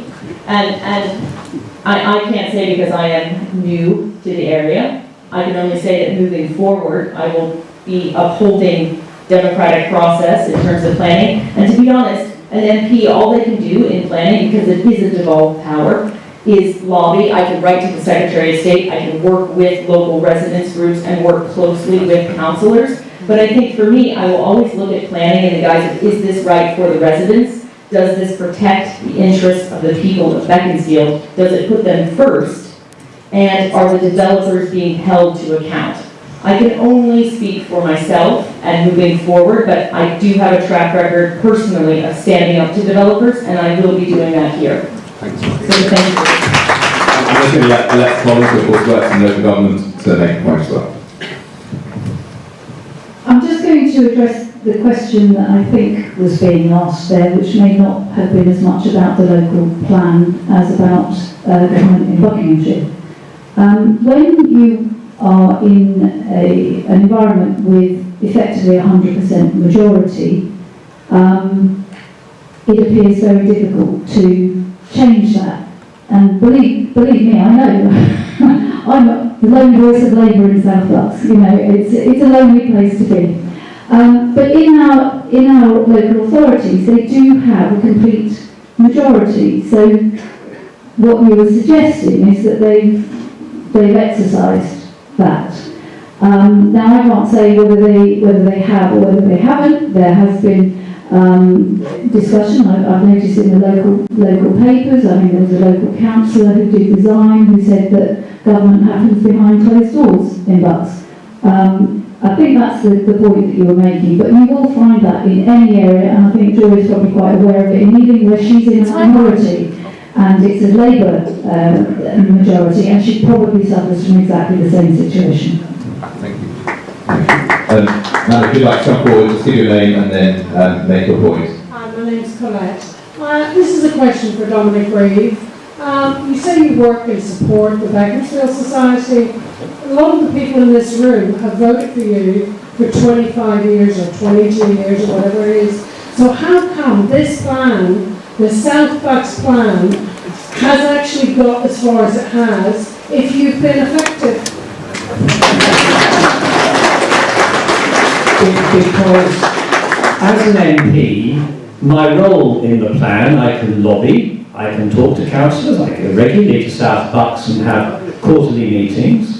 I can express my concern about the scale, suggest they look at alternatives, but ultimately it's their decision and not mine. That is how the structure works. I can lobby ministers, but I have to say to you, with 460,000 houses being built in the Greenbelt, as was rightly pointed out, the government has made a perfectly clear decision that whilst Greenbelt will be protected where possible, it's up to local authorities to look at the hierarchy of need, there's a methodology for doing this, and to come to a conclusion.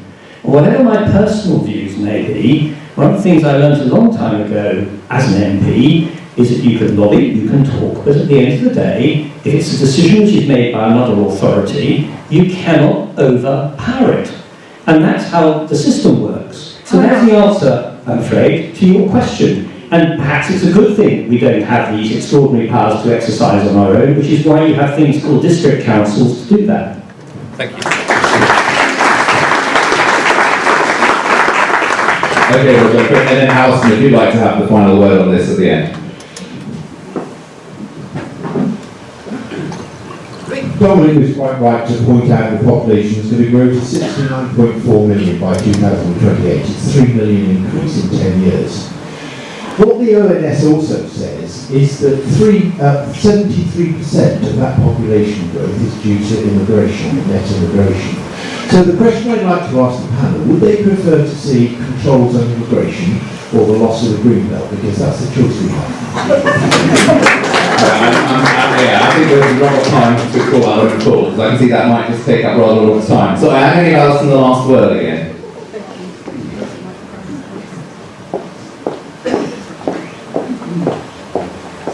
Thank you. I think in response to that last point, the ONS is quite clear that the population will not grow organically to that level, but we need to release our Greenbelt. I'm very grateful to the panel. I think they made it clear that they don't have a magic wand to resolve the local plan problem. So I'm very grateful for the support of whoever wins the election, and very grateful to the support of everybody here who can support the Beaconsfield Society's campaign to protect our greenbelt. Thank you very much. Thank you.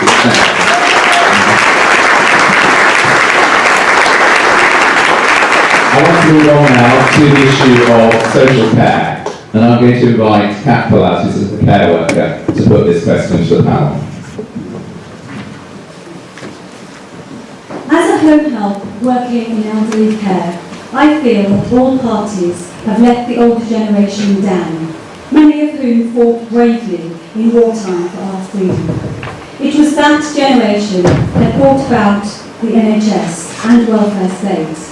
But we now have a half-baked social care system. How would you create a modern social care system that we can be proud of, that doesn't let down vulnerable adults in our society to whom we owe so much? Thanks, Kat.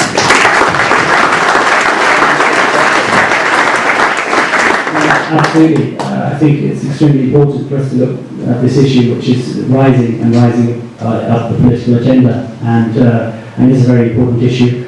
I think that the best approach is a community-led approach. I was speaking to someone in Bourne End, and she expressed an interest in setting up a social enterprise, but had found that the regulation surrounding setting up a charity or a social enterprise was so large that she was unable to do it. She wanted to do a community-led approach.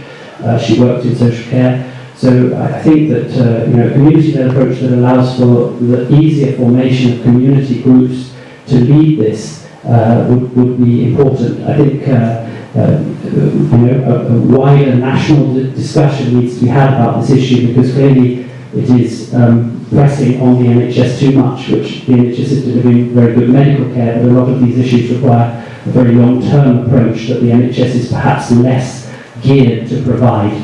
So I think we need to have a national conversation about this very important issue.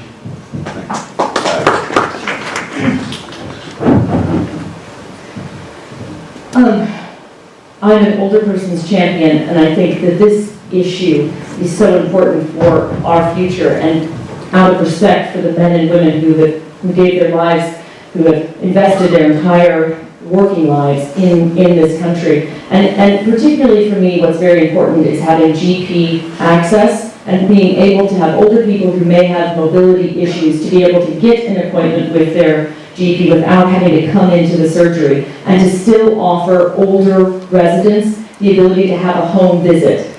Also, we don't have, the nearest A&E is fairly far away, to be honest, and we have a lack of GP appointments, and so older residents are having to go quite a distance. And I think one of the things that I will be lobbying for, if elected, is to make sure that we have more local GP appointments. I would like to campaign to get another GP surgery in the area, and also looking at how we can in the future have an urgent care center that would allow for the minor issues that may arise to be able to be addressed locally, rather than having to drive, this great distance to solve these problems. And also what we need to look at is the carers. So we have carers who are tirelessly working behind the scenes. And I've met several on the doorstep that aren't aware of the full entitlements that they should have as a carer. So making sure that carers have protection, that carers are looked after, and also making sure that when we're building homes, we're looking at sheltered accommodation, we're looking at homes for older residents,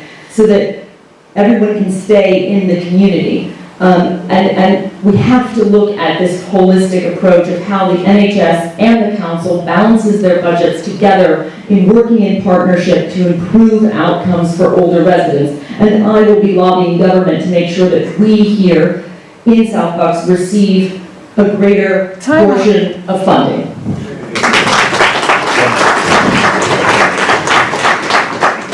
All these proposals that have been put forward may have some validity, but I think we have to face up to some rather unpalatable truths. We were asked about the social care system, and this is about how we care for the elderly in this country. It is underfunded. In this area, one part of the problem is that the county council's funding often hardly meets the cost of the care itself, so that many care homes are in danger of going out of business as a consequence. And we haven't resolved in this country whether the funding comes from the funds of the elderly who are going to be looked after, or comes out of the pocket of the taxpayers who are currently working in their 30s, 40s and 50s to pay for it. And with an ageing population, that is the background of the crisis. And you'll recall that when Theresa May, perhaps rather unwisely, tried to tackle this problem in the 2017 manifesto of the Conservative Party, she was shot down in flames in 48 hours. Actually, some of the things she had to say there, they may not be the right answers, were the answers, the questions that we have to ask ourselves. So I personally would favour a Royal Commission. We've got to try and build some consensus on this. This problem's not going away, it's going to get more and more acute. Of course there are things with GP surgeries and community projects. I'm sure all those things are very important. But actually this is an issue about money and how we fund the care of those who are ageing, and where ultimately it comes from, and whether we're imposing a generational burden on the young who are working, which is unacceptable in order to care for those who are old and in need. And there is no easy solution to this. If I'm elected, I'll work with colleagues to try to find that solution. I'm not even sure in my own mind I entirely know exactly what it is. It is one of the most intractable problems we've got, but we can't just dance around the edges of it, just finding a few palliatives. It's absolutely fundamental. Thank you.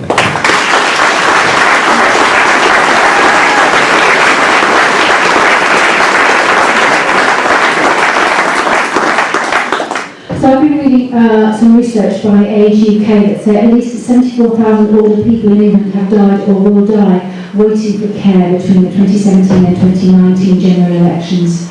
That's 81 older people dying every day, equating to about 3 an hour. It's truly shocking. In the 18 months between the last election and the forthcoming one, that's 1,725,000 unanswered calls. I think we get the message. This is a crisis, and it hasn't been addressed by the current government. So really, really consider where you're going to put your cross on the 12th of December. For my part with the Green Party, we feel that it's very much about the fact that the carers are underpaid and undervalued, they're overworked, and the importance of their day-to-day jobs are absolutely overlooked. We're just not valuing the things that matter in our society, the things that are important. Our party would resolve that with a slate of legislation that we are ready to go through with as private members' bills, one of which would bring about a revolution in social care and in ensuring greater investment in the National Health Service across the board. So I just want to reassure you that if you vote for the Green Party, you will be giving a mandate to social care policies that the Green MPs that are elected can take forward. Thank you. Right, I think that one of the issues that is quite prevalent is people don't really understand the difference between healthcare and social care. I think there's been demonstrated on some of the answers that you've heard. But there is a very, very clear difference. One is means tested currently, the other is not. And whilst I was quite happy when Theresa May's dementia tax tanked, because it was an absolutely toxic policy, I actually agree with Dominic. There were parts of that really should have started a conversation, because I think a lot of people don't even understand the situation you're in now, let alone the situation you will be in when you become old, when you become sick. I think someone said, never get old, never get sick. I can't remember who that was. Anyhow, there are a lot of issues, one of which is about providing good social care, not paying people at ridiculously low subsistence levels of minimum wage. Often carers are not even paid for time travelling between visits or petrol or anything else. This is actually a huge part of our economy. We have an ageing population. It is going to continue. Let's value the workers that we have, and let's value the work that they do, and pay them a decent living wage to actually deliver those services that we need. The Labour Party intends to invest £10.8 billion into social care. with free personal care to the over 65s. This is something that's really important, especially in an area like Beaconsfield. We have huge levels of social isolation which tend to be worse as people get older. These care visits are incredibly important in people looking after people, but not just a 15-minute care visit, which I know that's been extended, but running in, running out, making someone a sandwich. Time up.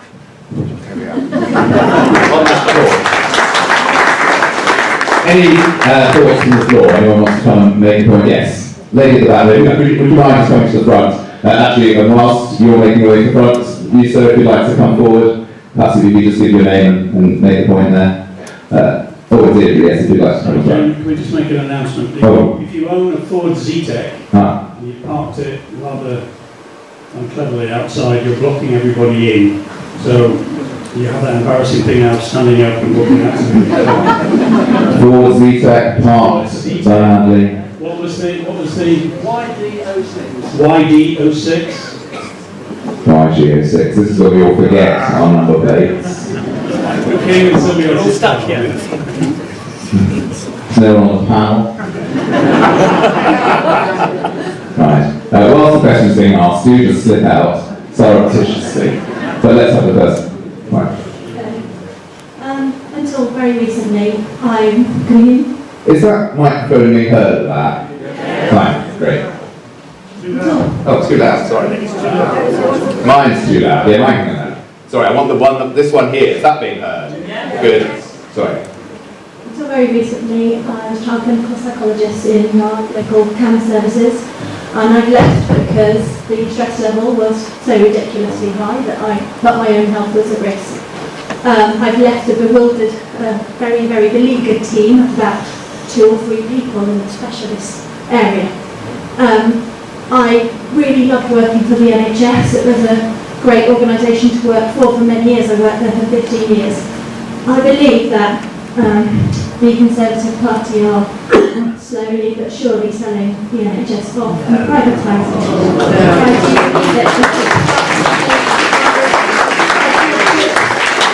Patient units, many are already private, many of them. And I think this is happening, and it's very, very worrying to me. And I really would like to hear how everyone stands on that issue. Okay. Thank you. We'll just hear some more points and then give people on a chance to respond. The next person wants to make a point, please come forward. Peter, I believe Boris Johnson has recently said it's one of his red lines that no one will have to use their housing assets to pay for care in old age, social care in old age. He also said there are going to be no tax increases. Someone needs to tell him it's one or the other.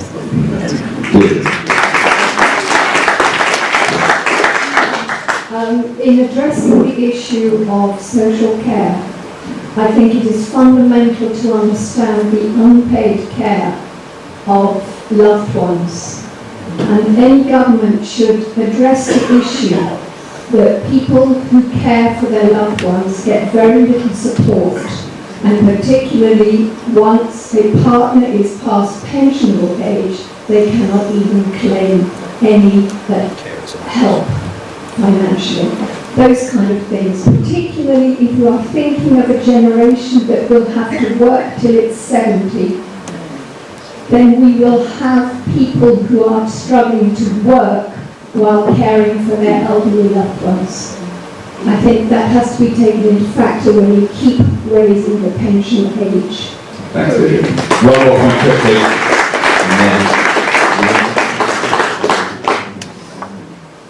Yeah, I'd just like to make a point that I think there are a number of issues, and this is the particular one, where we've tried to create markets out of certain services, certain things, and they're just not working. Hold the microphone up, please. Sorry. We've tried to create markets with certain good intentions, with certain things, such as care for the old, such as bus services and so on, and they're just not working. They're not providing the services. We've gone as far as we can with certain things. That's something we as a society have to address and identify. Certain things cannot be, markets cannot solve those problems, and that's certainly one of them. I mean, anyone else who wants to have the last word on this? I've been quite heartened actually by some of the answers. I just want to say social care, there's a difference between social care and the NHS. Because I think as a nation, as a country, we're proud of the NHS, the creativity, the ideas was such an imaginative idea. And I think that if that could just be applied to social care to solve it as a problem, I really like the idea of the Royal Commission. But let's have some creativity and imagination so they can be approached positively rather than this very negative. Thanks. We're going to move on to our next question now, which is going to be put by Anita Crowther, who's a county councillor and a cabinet member for education and skills. Anytime. Well, perhaps building on the last question actually, will the candidates commit to lobby for increased funding for local government? It is a very serious issue. Buckinghamshire has always been counted in the past as affluent, and we're very low in allocation of national funding. So the consequence is exactly what we've just heard. In adult social care, we're very stretched and hardly making it. In children's services, the same. And now our excellent schools are struggling, and you're in one of them, and they are struggling. And so I do ask the candidates, will you commit to lobby for increased funding for local government? We are being asked to increase our population in Buckinghamshire, and we will have to do that. 500,000 will grow exponentially. We can't make it if you don't do that job for us. Thank you. I'm hoping we'll have time for one more question after this one, so if we can be focused in our minds and our thinking. Joy, absolutely, I will commit to lobbying for greater funding, and because I sit on the Health and Wellbeing Board and I handle adult social care, and the reason when we were talking about it earlier, the costings are so immense, and looking at the costings in the budget for the county council, you need more funding to tackle the crisis. I mean, that's my evaluation of the budget, and looking at even joined up procedure, it will not move forward long term unless we increase the funding. And working closely with the CCG and the NHS, but really it comes down to how much we're allocated for this service, and I absolutely see the problem. I saw it in the budget, and I will be lobbying to make sure that we get the money we deserve. The Labour Party are committing an additional £6.1 billion into local government. I'm very aware of Councillor Cranmer's problems in Bucks County Council. They are in their first year without any revenue support grant at all from government. This has been being reduced over the last 4 years, so it's not rocket science to understand why they are in deficit. They haven't got the money to deliver the services that they have to. And children's services and adult social care take up 2/3 of your budget, I think, and that's essential. So they're absolutely squeezed, so you can moan about your potholes and everything else. They haven't got the money to do it because they're trying desperately to deliver the most crucial, the most life-threatening, the most essential services, and that's how they have to do it. So the Labour government will commit, in addition to the social care that I mentioned before, 10.8 billion, there is an extra 6.1 billion pounds which will go into putting money back into local government through the revenue support grant.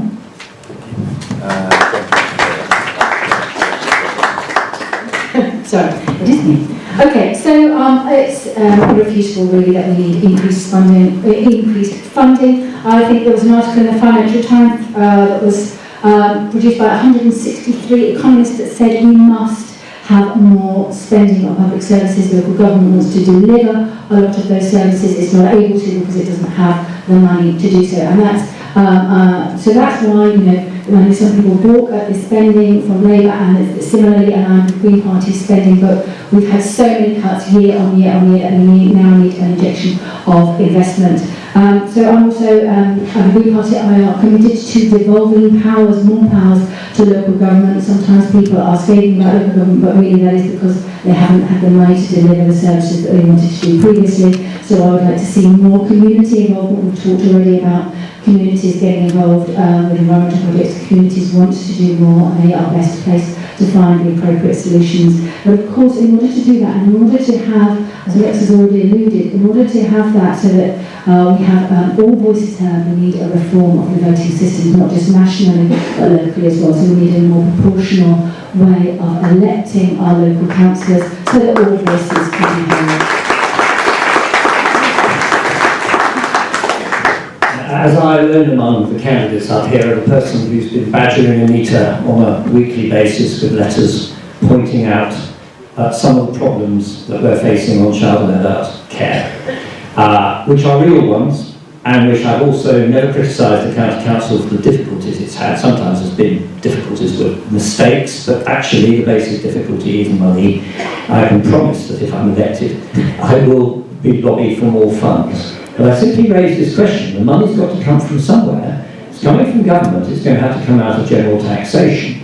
The only alternative, of course, is that we raise council tax more to pay for the potholes and to provide more money for the social care. Now that's quite an interesting question, one which on the whole audiences don't necessarily like to hear from candidates, but I have to say to you, I don't think it's going to go away, and it's a bit of the elephant in the room.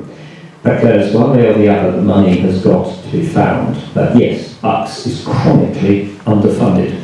And the reason why the potholes are there is because of the chronic underfunding. And even then, with the potholes, we still are not able to provide the child and adult social care provision that we really need to. And some of the cases and the costs are absolutely hair-raising. And the number of children in care has gone up from 300 to over 500. I mean, it is. I think people really do not understand the extent of the problem. So I promise you, Anita, should I be re-elected, you will have my full support on that point. Thank you. Thank you. Well, as I've been canvassing, I've met, in the course of my travels, the chair of a number of local schools and discussed with them at length the problems they face, and clearly there is a chronic sort of emergency style problem with school funding, especially in the non-selective secondary sector, and clearly the only solution is to have more funds. And one of the driving things in the budgets that they mention is that out of the budget, 85-86% goes on teachers' salaries, which is nothing wrong with it, because teachers need salaries and they do an extremely valuable job, but there is precious little left over for maintaining and running the school, and even less for capital items like school buildings. And so I think a revised approach in terms of budgeting for school funding would be a good idea. As I say, I want to move on and get our last question in before we go, but I do want to ask Anita if she wants to make any point in response at the end. No? Anita's heard what she needs to hear. Very good. Our next question is going to be put by Lizzie Baldwin, who's a sixth form student at the high school here. Hello. So according to the Trussell Trust, there were 14 million people living in food poverty last year, including 4.5 million children. 1.6 million bags of food were supplied from food banks because people's benefits were late, or through benefit changes, or simply because people were paid too little to be able to meet the cost of the essentials. What should be done to rectify the situation? Thanks, Lizzie. Of course, the biggest providers, the food banks across the country, and I'll ask Alexa to address this first. Well, as I mentioned earlier, and people seem to reply or respond in disbelief, we have a food bank here now in Beaconsfield, and we have one in Morrissey, and we have one that people use in Burnham, that's just over the border. And I don't think that people realise that this is happening under your noses. Right here, right now, in this constituency, there are hungry children tonight. I don't know if anyone watched the Channel 4 Dispatches programme this week, but it was absolutely shocking. And this is something that happens, and it does happen in rich places as well. Arguably, I think, as Dominic mentioned earlier, being poor in a rich place, where you really need those services and they're not available to you, it's really very, very hard to survive. But of course, one of the best ways of people shouldn't be using food banks either. I mean, this is charity that is being organised by our churches, by our communities. So our government is not feeding its population. The whole universal credit rollout has been an utter disaster, and it has pushed people whose lives are precarious into poverty. I live in a very nice road in Burnham, and less than 500 metres from where I live is an area where 1 in 4 children are growing up in poverty. We have to address the poverty. We have to we have to change this. We have to fix universal credit. We have to actually give people the means to live and to live with dignity. We cannot have people using food banks. It's unacceptable.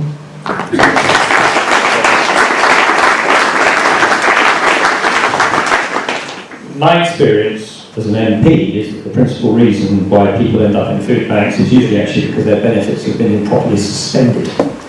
And that leads to a cycle of problems for them before we get them reinstated.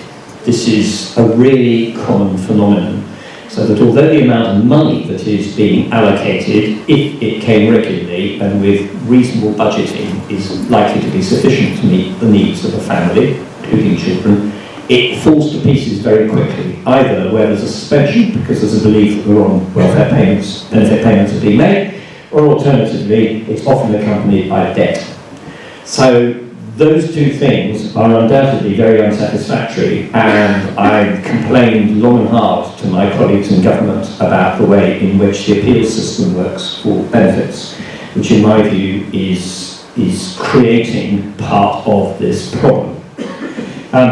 The problem of debt, which is not always related to that, is often an inability to manage one's affairs. And we'll say this to the food banks, those who run them, they're not just there to provide food. If they're working properly, they're also there to provide advice to those who need it in order to try to sort out their financial affairs. But points well made that we have pockets of poverty in this constituency, and Burnham is one of them. There are some others as well, some others very close to where we are now. And that is a continuing challenge. I will say this, there's also a need to get people off benefit dependency altogether. And that's been one of these very difficult balancing acts. And of course, universal credit was designed to try to address that. But one keeps on finding what bureaucrats and even ministers think up sensibly at their desks often does not translate well into delivery, because the state is very poor actually at delivering very much at all in my experience. Something you should always keep in mind. So it's going to be a continuing problem. I think the solution, above all, lies in the way in which the appeals system is done. It's I have to identify one thing. Thank you.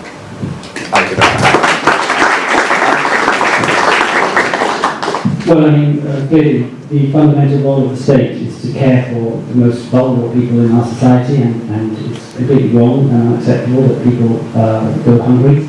And food banks are a symptom of the welfare state going wrong, and I think there is indeed a case for reviewing that, and I have had a number of situations where I've been canvassing. People have talked at length about the iniquities of universal credit, about their appeals process.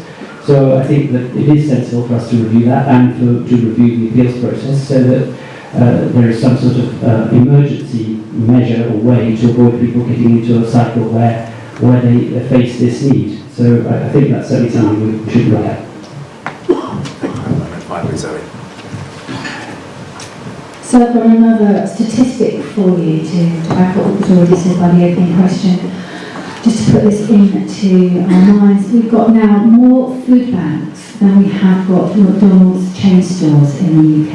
It's just shocking, absolutely unbelievable that we, as we already said, the fifth richest country in the world has anybody living in poverty, let alone so many people living in poverty and having to access food banks.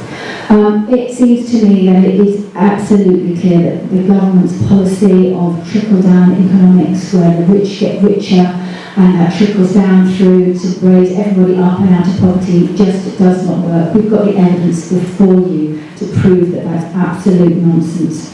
What I would like to see, instead of sanctions for people who are still struggling to find work when there's such a level of crisis across the country, is actually something that the Green Party are proposing, which is a notion of universal basic income. That's where everybody gets a basic income that lifts them immediately out of poverty. We start to tackle then the social problems that have put them in that situation in the first place by making sure that there is an infrastructure of care and supervision and the right sort of retraining, and that will all be part of our programme of the Green New Deal. These projects have been trialled in other countries, and we can see they have not failed at all, so we can see that there have been significant savings that are made across health and well-being. So the costs that we initially inject into the system are then reaped and rewarded because we have a much lower drain on the cost of social care and healthcare across the country. So let us move away as a nation from the idea of GDP as a measure of success, and let us move towards the notion of a successful nation, a nation that we can all be proud of as being one that puts the welfare of all of its people above money. So, if you want to come forward to the back, and yes, at the back there, if you'd like to come forward. Oh, sorry, Joy, I don't know you. I do apologise, I'm so sorry. No, it's okay. When Amber Rudd was Secretary of State, she addressed many of these issues with the sanctions in particular. One of the issues in areas where house prices are very high, universal credit is difficult because it's linked with housing benefit. And places like the West Midlands, where you have a low cost of living with UC, it tends to be very, actually, you don't have the kind of issues that you've seen in the southern part of the UK. One of my personal platforms that I've been advocating for is that housing benefit be protected, because when you have the issue of sanctions, you need to make sure that everyone can pay their rent every single month. And I have been successful in the past of helping people get backdated housing benefit, get their UC entitlements. However, you need to make sure that you have a good relationship with the job center as well, and that the job center understands that some of the laws have changed to accommodate people, and that a lot of the sanctions have been removed and the turnaround time is much faster. Also, when George Osborne implemented UC, he didn't actually put in the budgetary requirements that were asked for in the legislation, because it was meant to be that you were making more money from working than you were being on benefits, and because the budget was cut, it meant that there were issues in its implementation. However, I think one of the things that you can do that I'm very supportive of, I'm a trustee of a homeless shelter, and I work with a lot of gang charities and ex-offender charities, and the one thing I hear over and over again is what we want more than anything to get ourselves out of these circumstances is a job. And with Gangs United, what they ask me for every time I talk to them is, we want apprenticeships, we want employment opportunities, we want to have the same chance in life that everyone else has. And that's what I'll be fighting for. I want to give every single person an opportunity in life to. Let's have some feedback from the audience. David, if you'd like to make a point first, and then the lady in. Thank you. Yes, it absolutely comes as a terrible shock to hear that such poverty exists so close to us in our midst.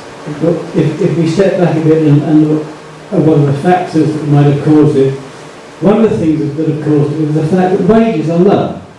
And one of the reasons that wages are low is because we have had unfettered immigration for a long time. Well, if we live in a market economy, and if someone from Romania is going to come and do a job at a particular low rate, that sets the rate. The other thing that's different from when I was growing up is that families had two parents. They had a mother and a father. There were taboos that existed in society that meant that it was a good thing for children to grow up with two parents. Now, you cannot say that it's a good thing for children to have two parents, because if somehow you might offend somebody's sensibilities. And our society, this is why there's poverty. This is why it's families. Families need two parents. And lastly, if I could just make one comment on the overarching thing that has dominated this discussion. We can learn something from history. Jerry, you might agree with this or not, but partly for somewhat complex personal reasons, when Henry VIII extricated us from the papacy, he did in fact extricate us from continental Europe. And economists and historians are united in believing it was the best thing that ever happened to this country. Okay, thank you very much. And 1 point here. You framed the whole conversation about food banks around welfare and benefits. However, many families that are going to food banks are in work. There are families out there where parents are working 1 or 2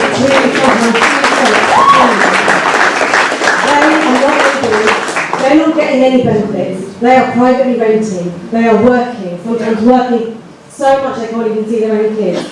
They can't afford to pay the rent, get food on the table, pay their utility bills while they are working, and that's why they go to food banks. These people are not on welfare, these people are not on benefits, they're not your stereotype that you like to throw out there all the time when you're talking about food banks.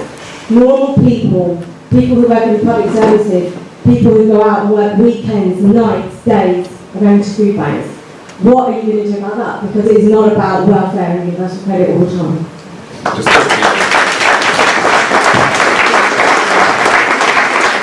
Labour are committed to ending in-work poverty. We want to end all poverty. This is not an acceptable situation.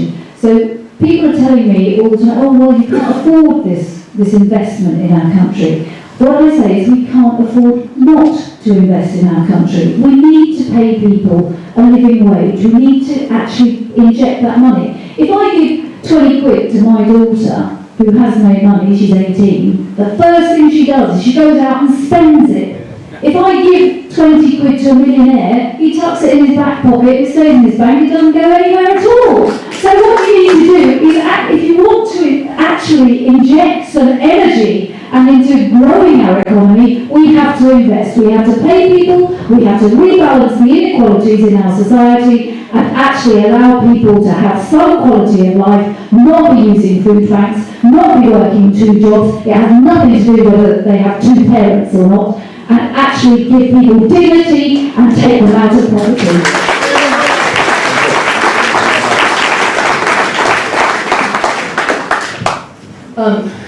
I work with several charities up north that deal with the issue of debt and personal finance for families that are on the edge. One of them is Money Buddies, and it's a Leeds charity, and it helps actually work with families that are in crisis to help them manage their finances and get themselves back on their feet. A little bit of, I don't know how it works particularly in every center, but in urban centers, you can't access a food bank unless the council or a clergyman or someone gives you access to the food bank. They give you a voucher, and then you can usually access it for a certain amount of time. But the problem that you raised is a legitimate problem about parents who are working themselves to death. I'm a working mother. I work 80 hours a week, and there is no release for people who are struggling, who are just trying to get by. And what I want to do is I want to be an MP that doesn't just speak for the wealthy, that doesn't just speak for the poor, but speaks for everyone. And we all need to be able to live our lives, take care of our families, and enjoy the future.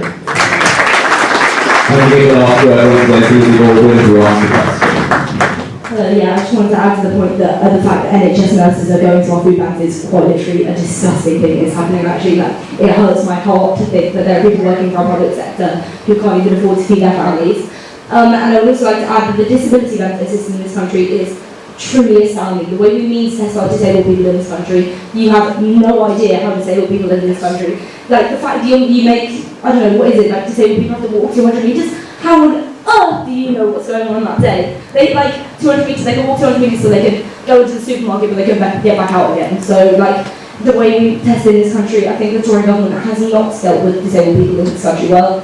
You need to look after your people most vulnerable in society. That is what I hope for you guys. Thank you. Well, thank you all those who put questions, and I'm really sorry that so many other people did put questions and we just haven't had time to deal with it. But I hope from all those, I hope from that, am I too loud? Did you need to turn me down? Turn me down? Sorry. I hope from that you've got a sense of who the candidates are. I'm going to give them each 1 minute to sum up where they are. I think we'll use the same order as we had before, so I think that's you first, Joy. Usually goes in the opposite order, but I'm happy to go first. It's okay. You know, I'm standing here because I want to serve the community. I want to represent the community. I am a working mother. I am an immigrant who came here with nothing.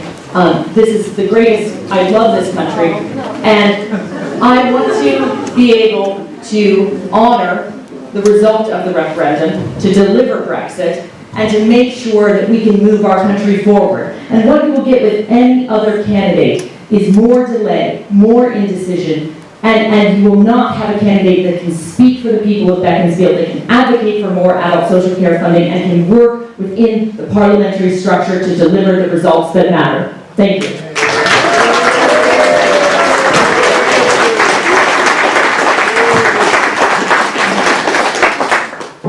Look, if there ever was a time to vote Green, it is now. Greens want to unleash a revolution that lifts up everyone, creating a safer and fairer future for all of us. We will tackle the climate emergency, the social crisis. We will stand up for a people's vote, for reform in Europe, for electoral reform in the UK, and with sharing both wealth and power. There are more ways to effect change than just by electing a member of parliament. And I would like to put it to you that rather than to vote dark blue or light blue, you can effect real change by using your voice for future generations, for our children who do not have a vote. Because the choices we make now matter like never before. So on the 12th of December, please vote with your heart. Vote for what matters, vote for what you believe in, and vote Green. Because if not now, when?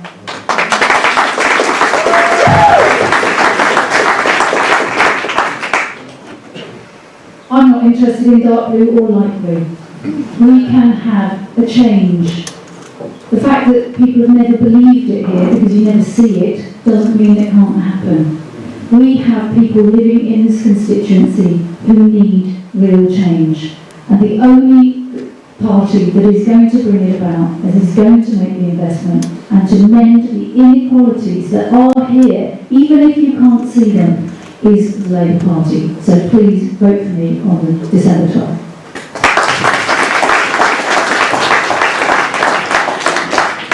The issue of our time is Brexit. The question is whether we live in a democracy or not. After 3.5 years, the Conservatives have not delivered Brexit. They keep saying they will, but they never do. They constantly promise, but they never do. We need to vote for someone else. To change things, we need to vote for someone else. Please vote for me and Independent on December 12th.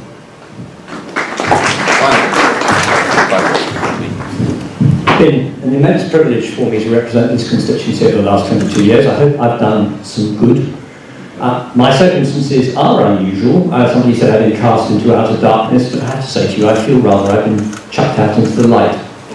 And if I can use a bit of that light to continue representing you and you wish me to do so, I would be very, very happy to do this. Thank you.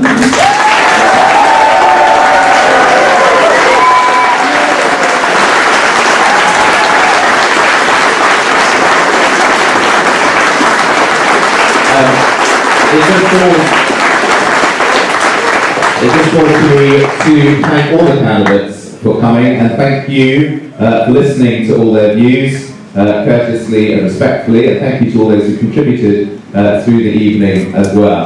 There are more hustings that are taking place in Marlow on Monday the 9th of December, so if you want to hear more, head to All Saints Church in Marlow for the next one of hustings. It would be really helpful if before you leave, you stacked your chair, if it's a red chair, on the chair next to yours, because they've all got to be cleared away this evening. So it'd be a real help if you could just stack the chairs and we'll get them to the side as quickly as possible. Thank you all very much for coming and stay tuned.